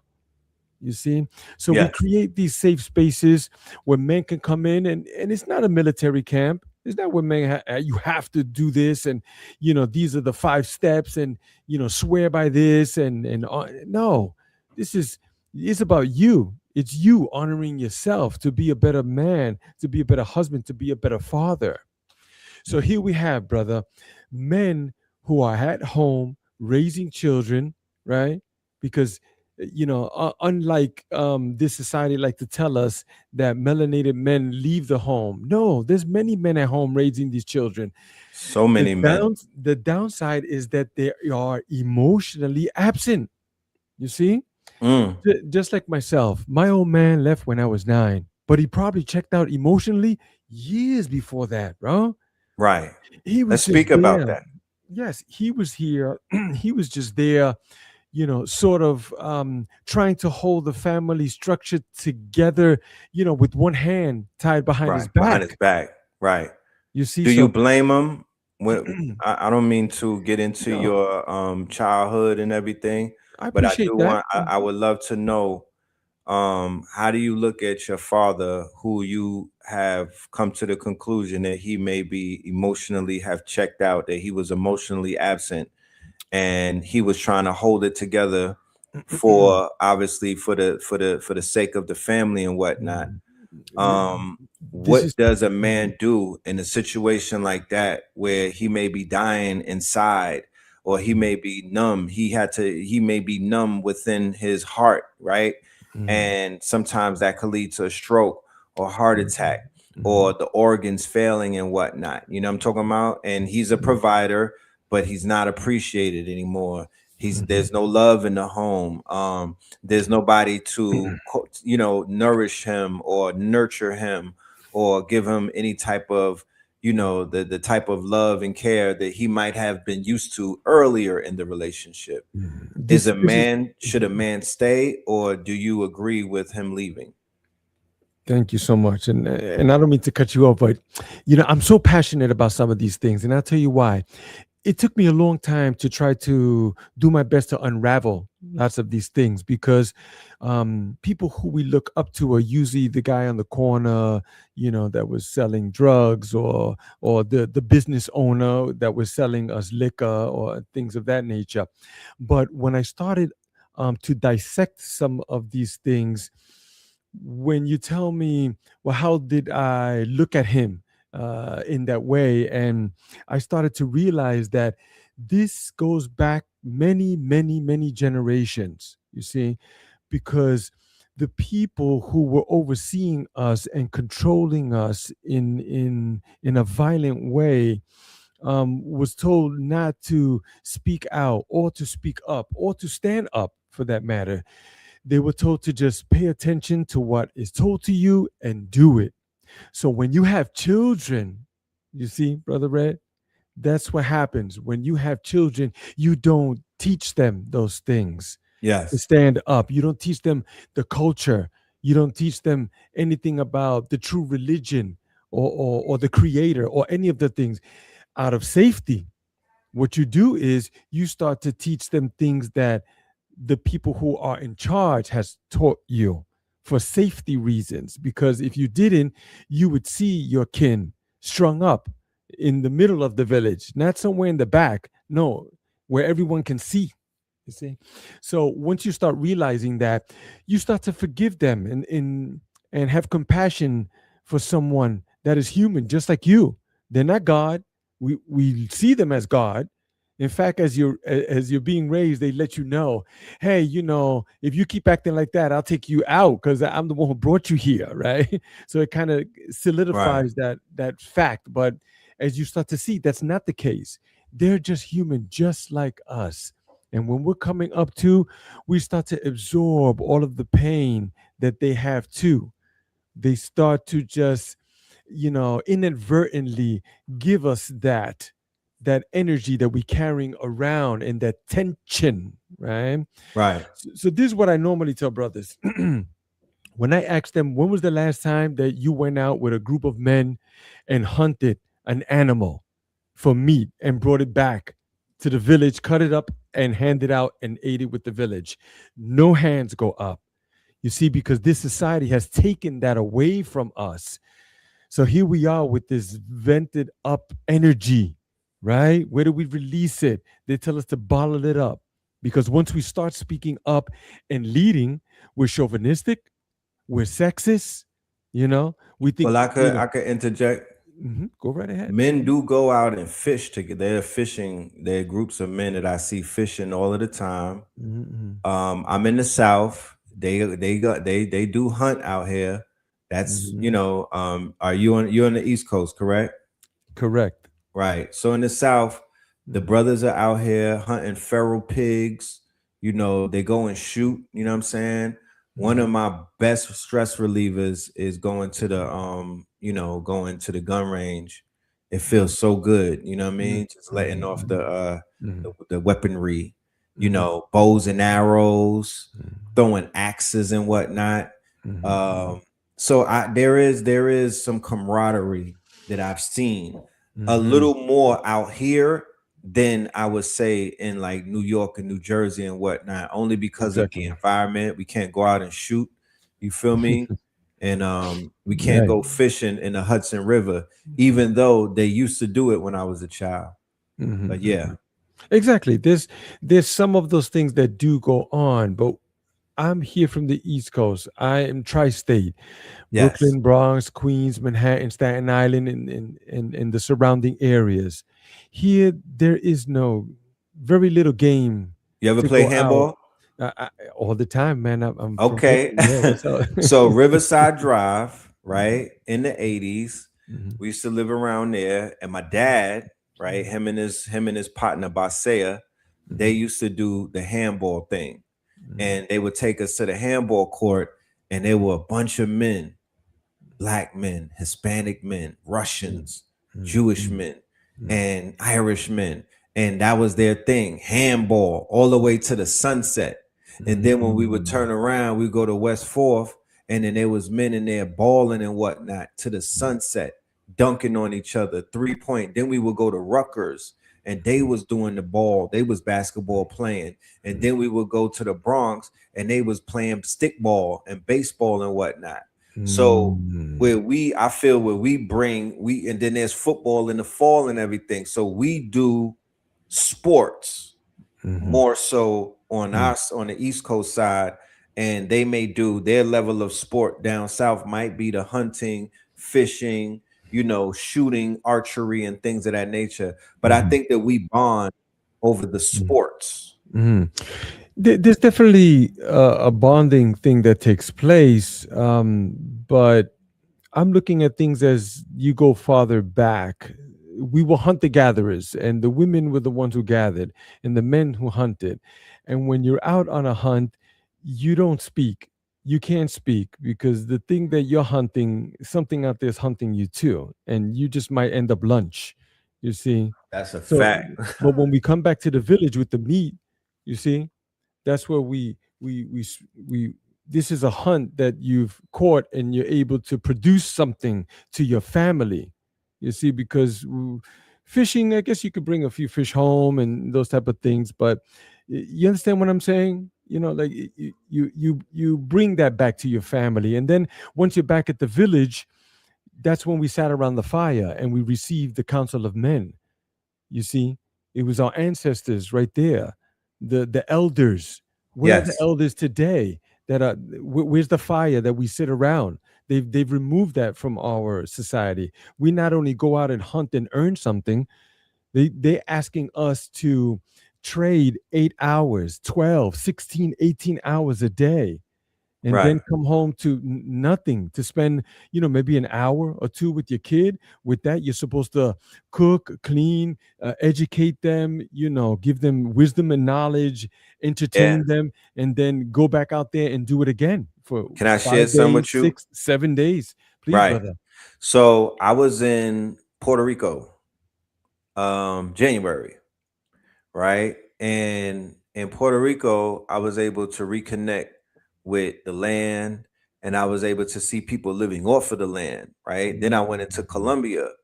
So it reminded me of what we were doing in the South, like you were saying, before we traded. Remember the Great Migration?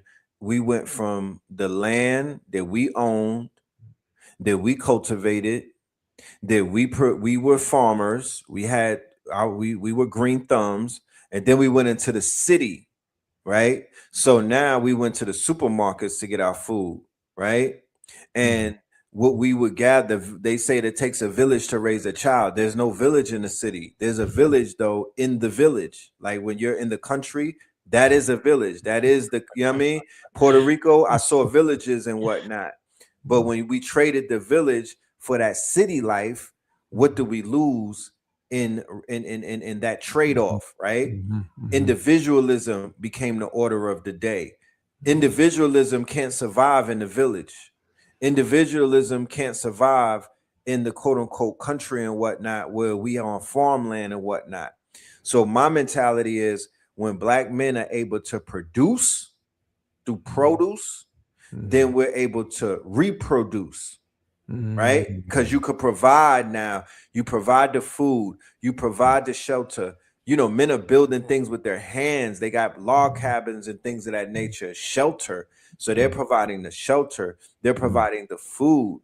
So when a man could produce, then the woman will want to reproduce with that man. Henceforth, why the baby boom was real big in Detroit, when our men were earning at the quote unquote we were on the what they call assembly lines and whatnot. There was a baby boom. There was a baby boom after the war because the men came back and they were producing, and they were they had their bread right. They were producing. There was a boom, right? You had Granny with the 30 children down south and whatnot. People might frown upon that these days because we're living in this post Gloria Steinem world, but it was be fruitful and multiply, because the man could provide. The man, these children, the children were part of the village, and he was producing, so he was being reproduced, right?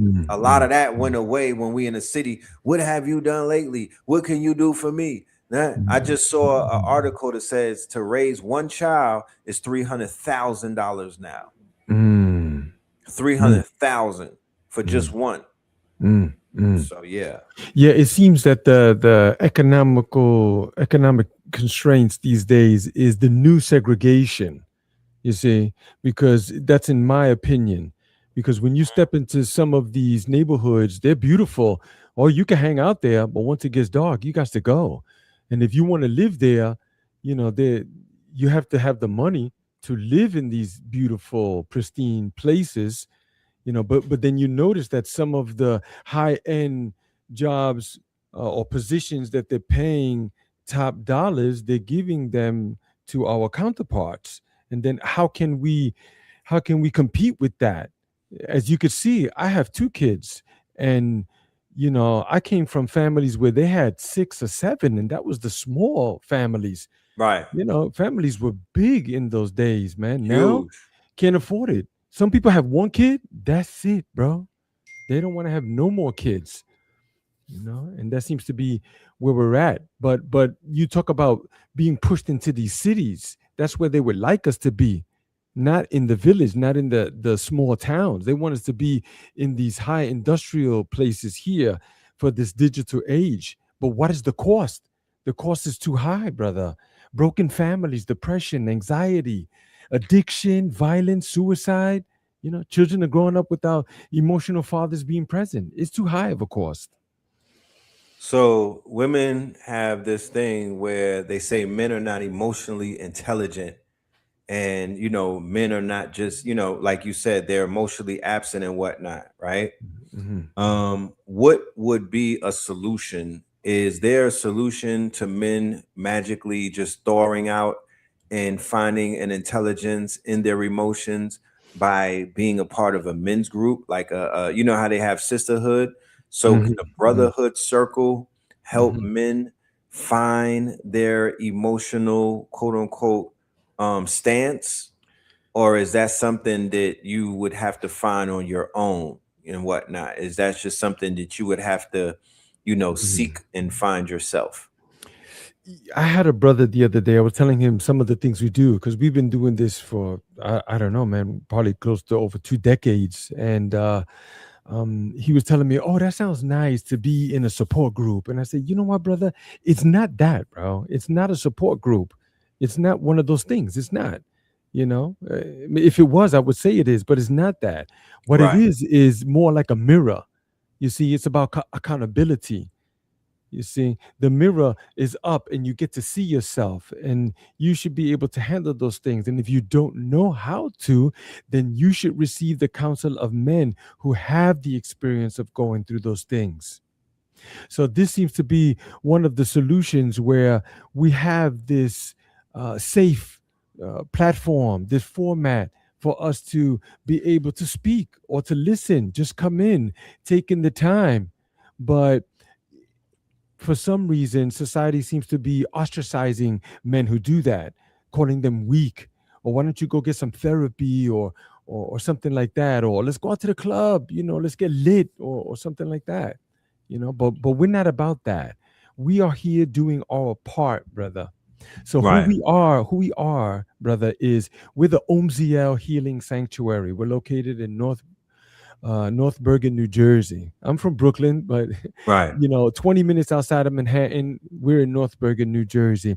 We are providing our contribution to this society to help to provide that outlet for men. We're not saying we have all the solutions. There's many men's groups out there. I say let's all get together and try to strengthen one another, you know? right, And sometimes that doesn't happen in some of these groups. And unlike women, you come in and they work together right away. Oh, they're holding hands and they're dancing in a circle. But sometimes men, I'm not saying all of them, but sometimes men, take this stance like I got the right way. So you got to be with my way, because if you not, then you're not on the right path. And I think they're way out and they're wrong in this area. right. So share with the family what they have to look forward to on July the 11th at Nicholas, Brooklyn. Like, what is the modus operandi? What is that gonna look like? Thank you so much. I appreciate you. And I see you put that beautiful flyer up there. Lots of things that AI, I don't always like it, but I mean, Yeah, this is the time that we're in, bro. So we are showing some images of the fire that's set there intentional because, you know, we're bringing the fire and we want men to bring theirs too. That way right, we can open up and we can share. And you ask me, what is it that they look forward to be experiencing? real conversation. There'll be keynote speakers, men who have some solutions, not all of them. Because what Right. we like to say here, brother, is that when you find the man that says that he has the shoe that fits every foot, stay away from that guy. Because every shoe does not fit everybody. Right. There's no one solution for There's it no all. one solution. No, there's One not. size fits all. Exactly. So what you'll experience is, some of these speakers providing some solutions that you might want to try on. This is a workshop as well as a community building for men. You see, this is a town hall meeting for men because there's a crisis happen. Because when crises happen, who do people call, brother? The men, Right. right? When they have a massive flood, tornado, earthquake, who do they call? The men. Yes, some women do get involved. We're not taking that from them, but it's the men who come in and help to solve some of these issues and build and rebuild also. So these are some of the things that you'll be expecting to experience. We did secure a food vendor as well, and he is an alkaline chef, and he's super popular, and he's top of the line. He believes in what we're doing, so he's there to provide some nourishment for us too, some alkaline food, because health is wealth. For sure. For sure. Yeah, we don't want to do the men's circle and we knocking down ribs and fried chicken Exactly. right now. Exactly. Yeah, And with that's the not to games take going away on in the from back. anybody that indulges and whatnot. I'm not getting on Mhm. I'm just saying that in situations such as a healing circle, everything should be reflective of the healing. You know what I mean? Everything should be in alignment with said goal and whatnot. And what we put in our mouths is a reflection of what it is that Mhm. we Mhm. our self-love at Mhm. certain points. Mhm. Our body, um our relationships, all of that. for my Mhm. men out there, they want to be loving husbands. They want to be loving fathers. They want to be more empathetic and whatnot, right? They want to open up their heart chakras. They want to be more emotionally present. You feel me? The ones they Mhm. want to not be numb because some men don't even feel. It's not that they can't. It's just that it's not that they don't want to. It's just that they can't. They don't know where to draw it from. You feel me? Mhm. What Mhm. would Mhm. be your advice? Like, is there a regiment? Is there some steps that one can take? Is there Mhm. a way to open up the heart chakra and begin Mhm. to become more of an emotionally aware and a more of an emotionally present person? Let me please be transparent with you. It's all in the mind. Everything starts in your mind. Everything that you're speaking about. So I have a partner too. And, I go through struggles just like everybody else. People come in to see what we're doing because we're a husband and wife team and we get some wonderful feedback. Oh, you guys are a great couple. Oh, this must be beautiful and all that. And I'm like, listen, life is real and you have to deal with some real issues, you see. But the fact is that everything that I don't like about her, that I wish that she would change, doesn't bother her, you see? Right. Or else she would change it. Who does it bother? It bothers me because Right. I want her to change. So where do I start? I start with me. I have to start with myself, with my mindset. I have to get that right. Yes, there's some things that she does when you're with your partner. You're going to have to learn. You see, that's where you get the counsel of men. You get to learn from men who are experienced to accept some things and then change my behavior. You see, what if I don't like that she leaves dirty dishes in the sink? Then I wash them. You see what I'm saying? Maybe I don't like that she takes out the garbage. Then I take it out. Why? Because it bothers me. You see? So these are one of the things that we help men. We start with the mindset because once you can get that straight, then things fall in place. You remember the sign on the top of the temples before you walked in ancient Kemet? It said, "Know thyself." Man, See? know thyself. That's right. So exactly. Thank you. You see, it was almost as if they were saying, before you come in here asking for anything from the gods, you should know who you are first. Know thyself. So these are one of the things that we preach here also. Start with your mindset. Look into yourself internally on there. Yes, you need a little bit of guidance. That's true. That's where the elders come in. You see?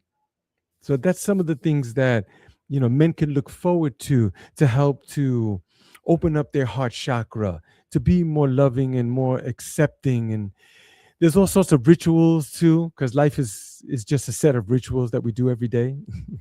And we help with that. We suggest. That's what I like to say. We're not telling nobody nothing around here. We're suggesting, some things like that.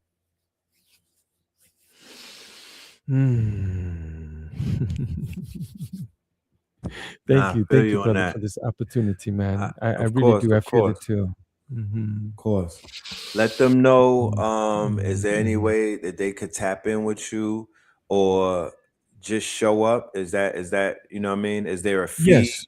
Is Hmm. there Hmm. anything that they should bring to this experience? What First, it? Yeah. I did want to say thank you so much for yourself, brother, and all of the people and brothers that are on, providing some little details. I'm reading some of them there. One brother says get a dishwasher. Yeah, that's what's up, man. I can dig that. I could dig that, man. But those are band-aids, right? We need real solutions here, ones that last. We need that strong foundation. Look at all those buildings that they're building in all the tri-state area. You don't see them. These buildings are going up like they're putting them together Like with bubble gum and clockwork. spit. You know what I'm saying? But if you Hmm. notice, they take their time with the foundation. You see, they take their time with that. The rest goes up very easily, but you have to get the foundation straight. So on July the 11th at 6 p.m., from 6 to 10 in Nicholas, Brooklyn, which is an institution, has been around for more than 50 years, black owned business. They have many workshops there. Some heavy hitters go there and have some wonderful things that are going there where people can take in medicine, medicine of the word, medicine of the actions in order for them to, prescribe it to themselves. So on January 11th, you can walk in. That's true. You can. But we do want to provide the best quality service to you. So we would love to prepare best beforehand. You can find on our website, it's OMZL, which is OMZIEL, OMZL Healing Sanctuary.com. And you can go to the events and you could pick up your ticket there. There's also an Eventbrite listing as well. And the energetic exchange is only 20 US dollars. You know what, brother? You can't even find a good meal in this city for $20 anymore. Uh, For real. I mean, I had a coffee and a little sandwich, man. It was like 22.50. What? Oh man. So definitely you can find us there. There's going to be keynote speakers and brothers that are going to share. Perhaps you have something to say. Maybe you're listening to this and you go, man, I got all that at lockdown. Then why don't you come and support other brothers that need you as well? Hold right. space. When it's time to speak, when it's open mic, when it's time to stand up, rise and speak. you know I envision men running to that spot and go, hey, wait, I have something to say, no matter what it is, whether it's pain, whether it's agitation, or it's love, or it's healing, or solutions, or advice, or history, something like that. So No real doubt, men for with sure. real healing. Hmm. No doubt. I really appreciate that you are doing this for men, for the brothers, for the brotherhood. I will spread the word and I will let people on my in my social media know about what's going on, because I feel like at the end of the day, this may be one of the most important topics that we're facing right now. Mhm. I remember being in New York about 2 years ago, and I was appalled at the state of mental health that I was seeing. You know, I was taken aback. I was on a train, I was moving through Harlem and other, I was seeing things that I was not supposed to see. Mm. And I was being confronted by energies that, you know, I never got confronted by. Just being on a train, like, you know, literally, you know, being faced with the possibility, yo, I might go to jail tonight because you know what I'm Mm. saying? They Mhm. on that other card acting crazy. If they Mm. come up in here, you know, I'm gonna act crazy too. You know what I'm saying? Like it was a deterioration, you know what I mean? It fell real bad. It's changed a bit, it's elevated a bit, the frequency has risen a bit, you Mm. know. So I do know that is I'm somewhat on an upward mobility. Mm. This is a very opportune time in New York City while the vibrations are somewhat high to pull Mm. some of the black men out of the sunken place and Mm. throw you know, throw a lifesaver to help some people that may be drowning. So yeah, I'm very Mm. proactive in spreading the word and whatnot. And I definitely want to thank you. And Mm. do you plan on doing this in any other cities over the course of the next few months? Thank you for asking that, brother. You know, you mentioned something very powerful earlier. You said about the this is a very tough topic or something to that effect. This topic is so powerful, brother, that people generally don't want to even deal with it. They don't even want to get brothers together for something, for some real talk, bro. They just it's too difficult. It's too complex. You know, Yeah. there's too much baggage, there's too much history behind here, and there's too much pain. We're talking about generational pain. We're not talking about just I'm upset because I don't have a job. No, these things are passed down to us. So if you Right. ask me, Epigenetics. epigenetics, thank you. It's there in our cell, in our DNA. So when you ask me if we're doing this in other cities, man, lovely. I would love to do that in other places. And we are formulating something where men can gather on certain days in time. That way they can, utilize the tools that are there that we have found, you know. Yes. So It we're here can. in Nicholas. We're here at Right. Nicholas, Brooklyn. This is a very top tier subject to speak on. Other brothers are coming in. We're gonna see how this one goes. I listen. I gotta be straight with you, brother. I was getting some pushback from some of the ladies, how they're talking about like, well, why can't we be there? Why can't we be in it or something like that? And this is what I say: there are some things that men they just won't say in front of women. They're just not going to. No matter Right. how pretty you put it and all that, they don't want to seem weak or vulnerable in front of other women. No, they're not going to do that. You see, but I envision, brother, us having future gatherings and meetings with women where we could sit across from them and speak to them, where they could speak to us. Hey, this is what I'm looking for in a man, and why am I not seeing those things? Or I love what men do and this other thing, and then we can respond accordingly too, Right. so Yeah. I promote meeting the brothers when they heal, you know. mm-hmm, mm-hmm, I mm-hmm. promote that. I Okay. promote. Can you leave your information? Because I know that there's some people in the audience who would love to reach out to you and Mhm. connect with you and offer you some of the venues that they have available. And I definitely have I have some venues in New York that I want to share Mhm. with you as well. So Mhm. you know, we could get this ball rolling and whatnot because um I want to help save some of my brothers, man. For sure. I feel strongly about that myself. So strong that we do have the OMZL Healing Sanctuary.com website. We have a YouTube channel where we also have a podcast called The Art of Rising Evolve. And we do different things here. One of our staples seems to be the breath work with an ice plunge. It's cold exposure. There's tons of benefits there. You could always come and book a private session, but we also have group sessions. We've had them at Nicholas before, and it's super powerful. And one of the reasons is because you can gain all the knowledge. You could tattoo scriptures on your skin and all kinds of things, but if you don't put these things into practice, it doesn't mean anything. You see? So I appreciate brothers like you helping to spread the word. That way we can come together and build and support one another, you know? For So, sure. you can definitely Uh, find me at my cell phone number. Please text because we get all kind of marketing stuff. But if that's proper, brother, can I leave my yeah, cell I phone put it number? in the chat. Perfectly. 347-465-4954. As you 465-4954. 347-465-4954.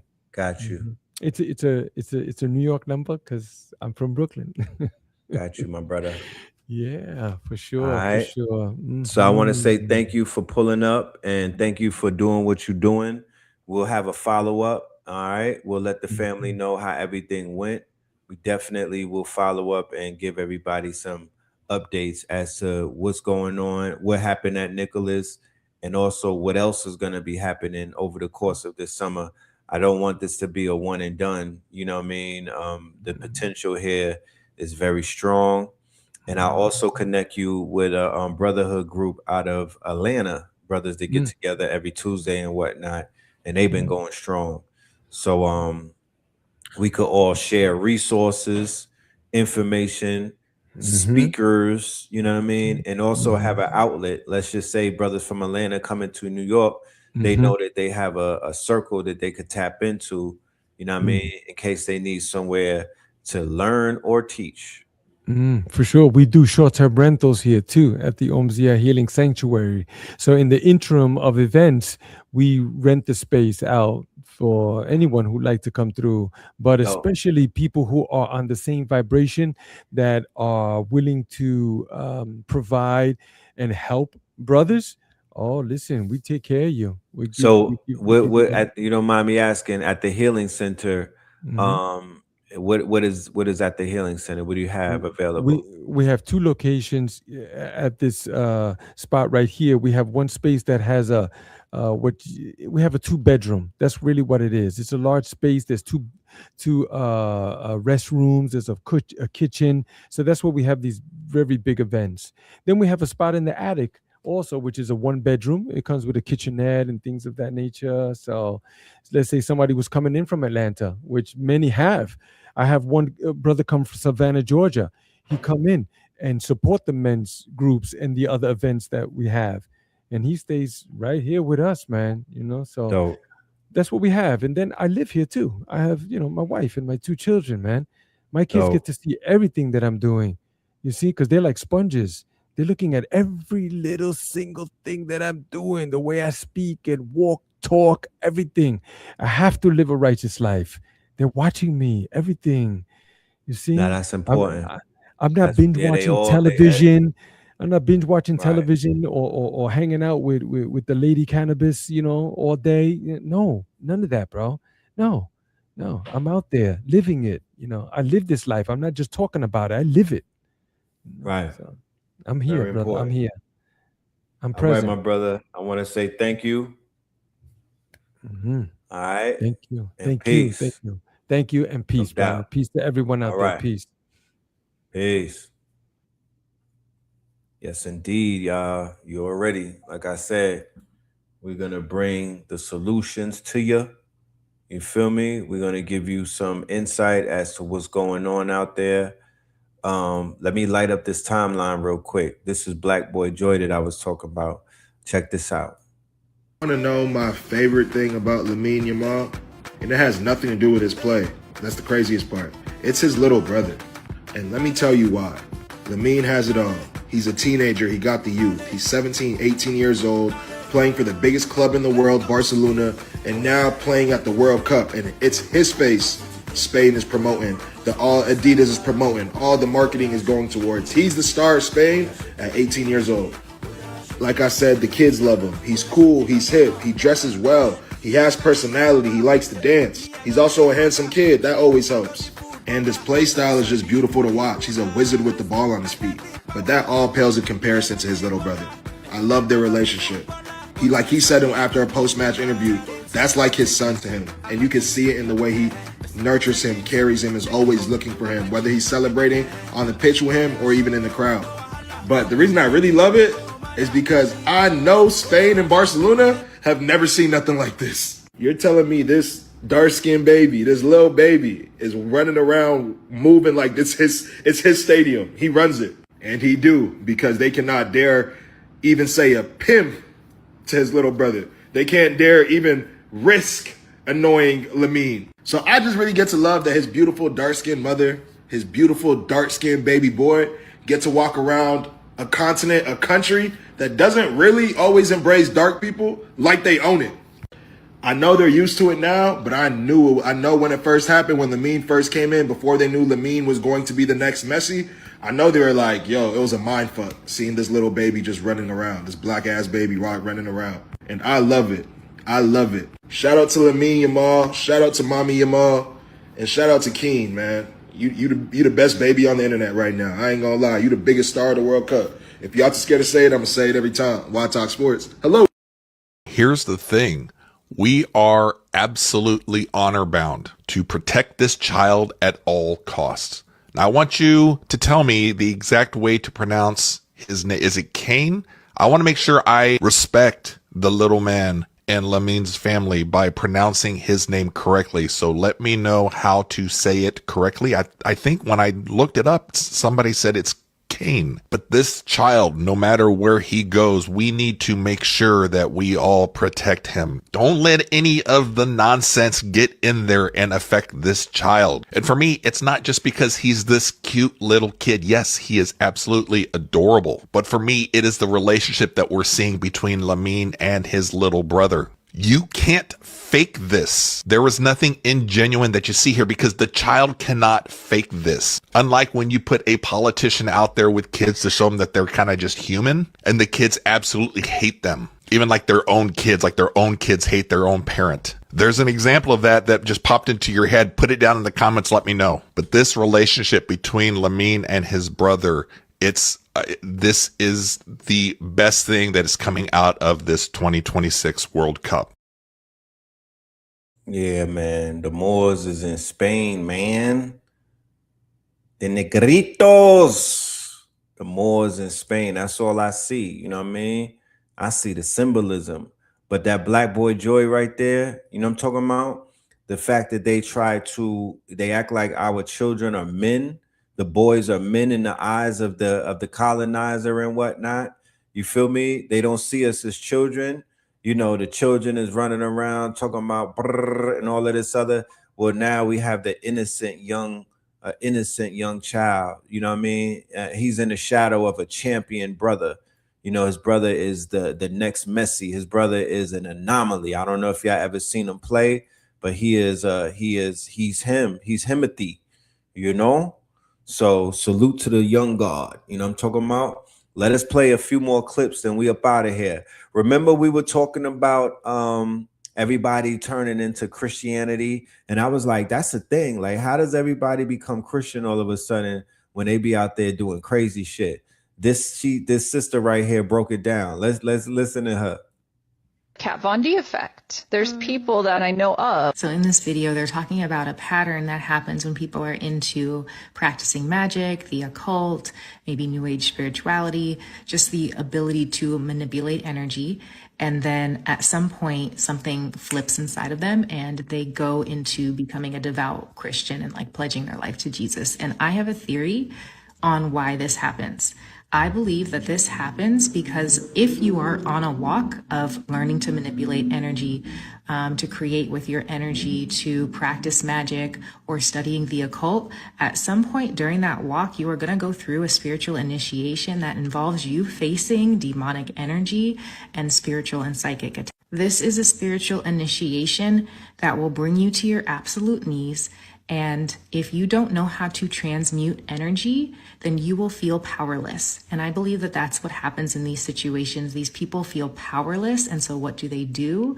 They turn to religion, which is a system that is set up to take your power from you, essentially. It is just a system that is set up to say, here, give us your power because we're more powerful than you, and we'll just tell you everything that you need to do. I'm also speaking from experience here because I went through one of these spiritual initiations, and there were a couple of different times where I was like, do I need to pledge my life to Jesus? Because I kept seeing these videos about people who had done exactly that. And I was like, am I at that stage? Is this what I'm seeing?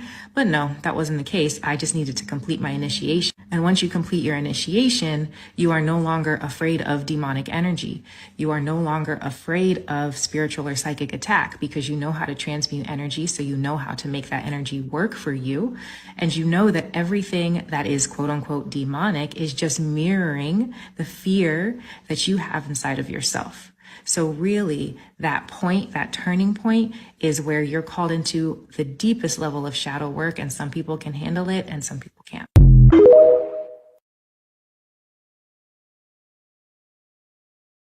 Any black or brown person who's the only one that looks like you in your friend group, this video is for you. I'm not making this video because I want you to live in fear. I'm not saying this because I want people separated or divided from each other. I'm saying this because a lot of people have learned this lesson after they already got hurt. So please be careful.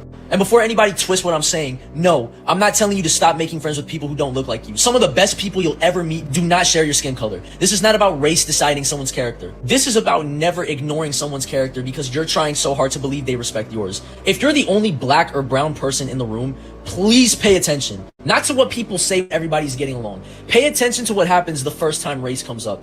Pay attention to who gets uncomfortable, who changes the subject, who laughs, who stays quiet, who speaks up. Who suddenly wants to play devil's advocate? Who gets defensive? Who gets dismissive? Who tells you you're taking it too seriously? Who asks you to prove your own experience? Because that's when people stop performing and start showing you who they really are. A lot of people will tell you, I don't see color. That sounds nice, right? And maybe they mean well. But if someone can't see your color, they usually aren't seeing everything that has come with it either. They aren't seeing the history. They aren't seeing the stereotypes. They aren't seeing the assumptions you've had to carry. They don't see the pain or the trauma. They aren't seeing the things you had to learn just to move through the world a little safer. Don't let anybody convince you that asking for respect is asking for too much. It's not. You deserve friends who respect your culture, your history, your family, your name, your traditions, the struggles your community has carried, the victories your community fought for. And they shouldn't just accept those things. They should care enough to learn, to respect them, to cherish them, to nurture them, to protect them. And people love saying, oh, it was just a joke. But really ask yourself something. Why is the joke always your skin color? Why is the joke always your name, your hair, your culture, your pain, your trauma, your history, your family, your ancestry, your community? Why are you always expected to laugh first so everybody else can feel better about it? At some point, it stops being humor. It becomes permission. Because every joke that gets excused teaches people what the group is willing to tolerate, especially if you're the only one. Every silence teaches people what's acceptable. Every time somebody says, oh, that's just how they are, what they're really saying is, we've already decided that your dignity is way less important than confronting our friend. And that's the thing, man. Real friendship has a cost. If standing up for you is too uncomfortable for somebody, then your dignity was never worth much to them in the first place. And those aren't your friends. Every harmless comment about your hair, your skin tone, your food, or your family's background is a micro test. They are testing the waters to how much disrespect you will swallow before you finally react. If you swallow it to keep the peace, they're only going to get bolder and more comfortable. And it's going to give them a chance to weaponize your anger. Because the moment you finally do decide you've had enough and you call out the disrespect, the entire group dynamic will instantly shift. You will immediately be cast as the caricature they've secretly harbored in their minds, the angry black person, or the hypersensitive aggressive minority. The conversation will instantly pivot from what they did to how poorly you reacted. They will gaslight you into believing that you're the one who ruined the vibe. But they don't want to evaluate the disrespect they did to cause you to react that way in the first place.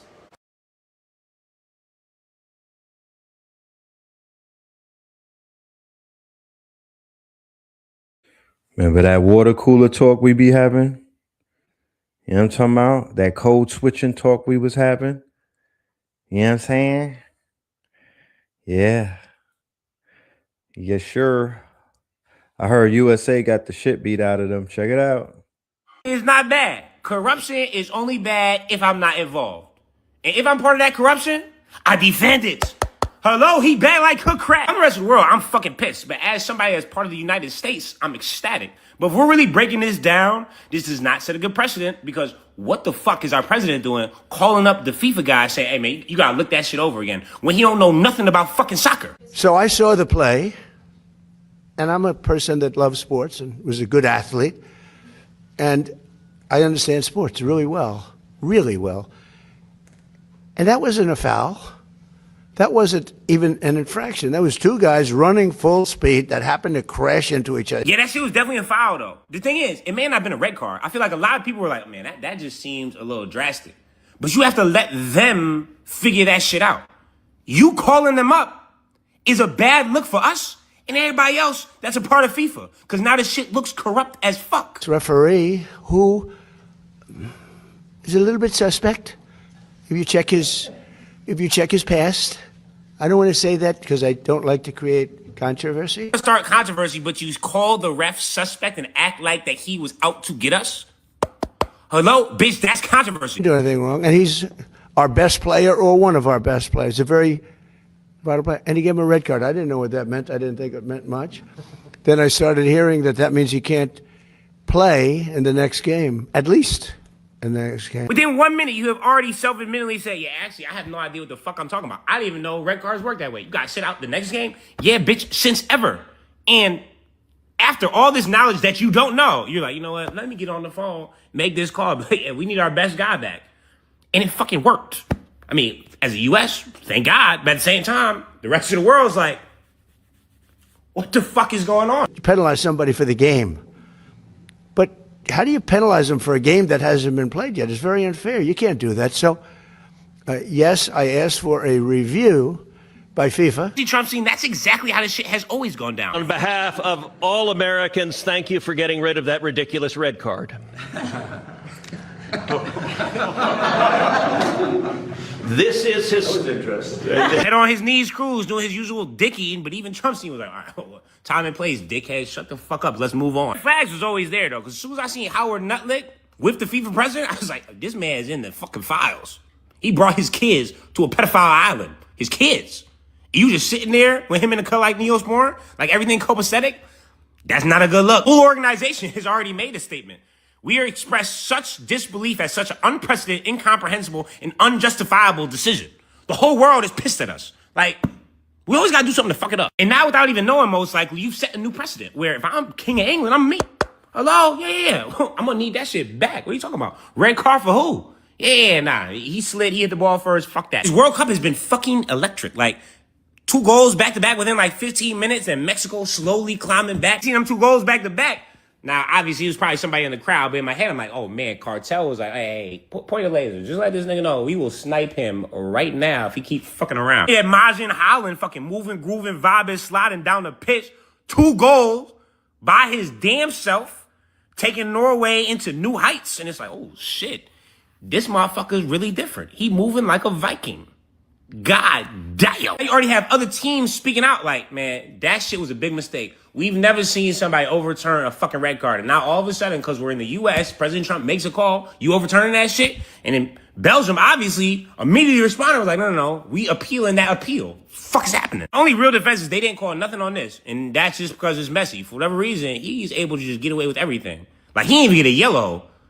Boy got a red, where it's like, that shit ain't adding up. Regardless, we have 2 elite games that are about to take place. Portugal versus Spain. Will Ronaldo end his World Cup career right here and Yamal take over? Or will we have a switch? And then we have USA versus Belgium, which obviously there's going to be a lot of controversy surrounding this game. Corruption is not bad.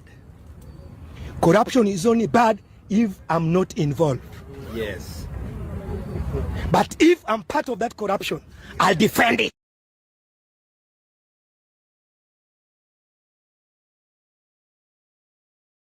The last 24 hours, China has been conducting long-range ballistic missile operations and testing outside of the doors of our allies, Japan and Taiwan and South Korea.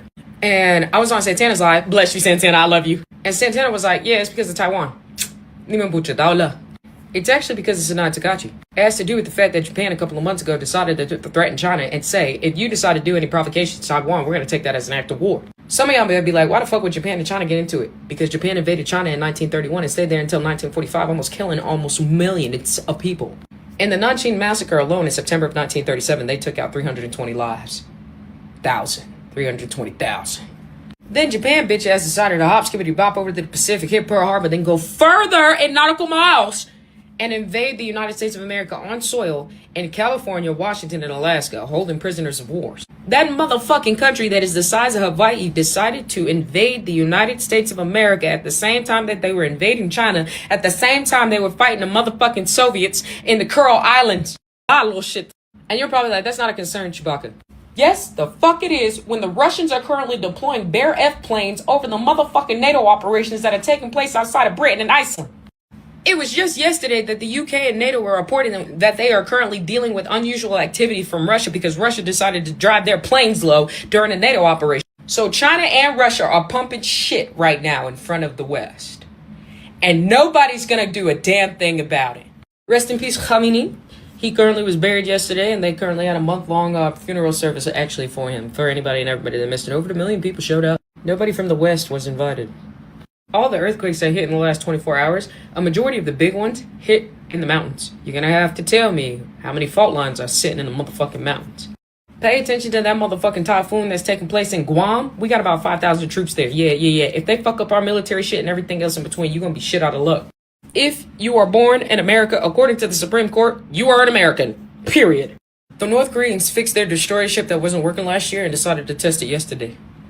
Something that we haven't seen before. North Korea, also, China, Doi, Russia, Da, Iran, Do. The United States of America is lying to you dead into your face. I got the newspaper yesterday, and it said that 12,000 people in Afghanistan, 12,000 women, have business licenses. The United States of America taught you that the Taliban don't allow the women to work or anything else in between. It came in a newspaper. So look alive, I gotta track the military actions we're doing this week. Some shit seemed like it's about to pop off. They risk. All right, family. I just wanted to end that with the melanated sister. You know what I'm talking about? But this conversation, as you know, was going to continue. We're going to have more convos on it. More than likely, I'll be pulling up to the situation that they got going on with the brotherhoods in New York City this strong end. So I'll give y'all some feedback on what that's looking like. You know what I mean? The brother did invite me to be a part of that. So that's definitely something I'll be interested in pulling up to. I'll let everybody know what's going on. We do have some big announcements that we're going to be making tomorrow about claws, the 72 claws in New York City. We do have a date. We do have a venue. So we will be making the big announcements tomorrow, ladies and gentlemen. I look forward to seeing y'all in the building. Also, summer school officially starts on the 8th. All right. Summer school officially starts on the 8th. That right there is involved. That's a workshop that we have inside of our school community. Okay. And what we do is we build, we create, we make these websites, we make these apps. Shout out to everybody that's been using Fable. The deadline is at midnight. So, man, I hope you made it worth something. Man, with that being said, though, we are up out of here. Peace, love, and light to the family. Stay dangerous, and we will see you soon. One.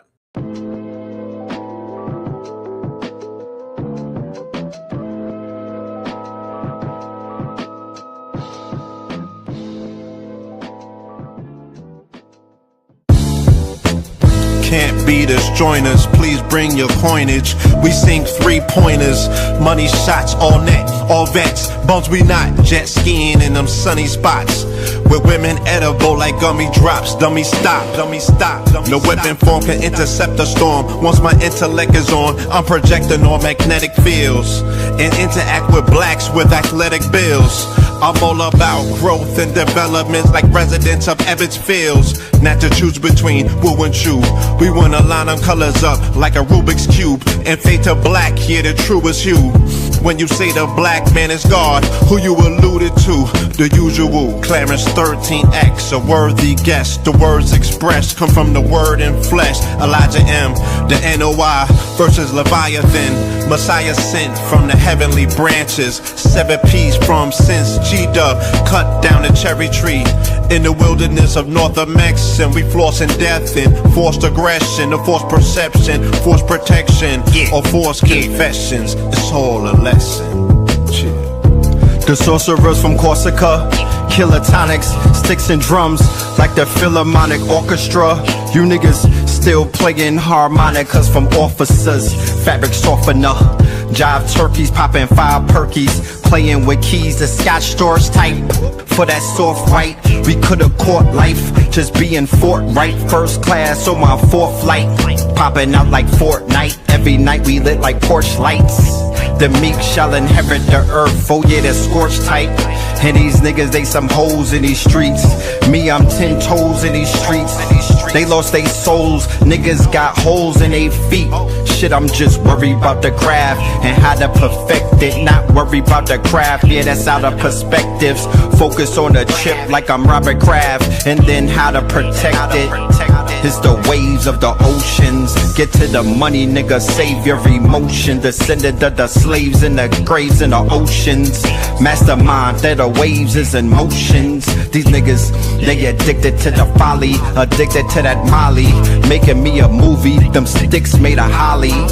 I'm Dr. Manhattan, sitting on top of Manhattan. When I get all 5 rings, snap my fingers and pop up on satin. Dressed in all black, yeah, drop top the Phantom. Bless.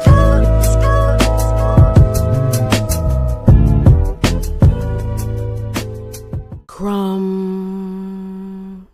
TV.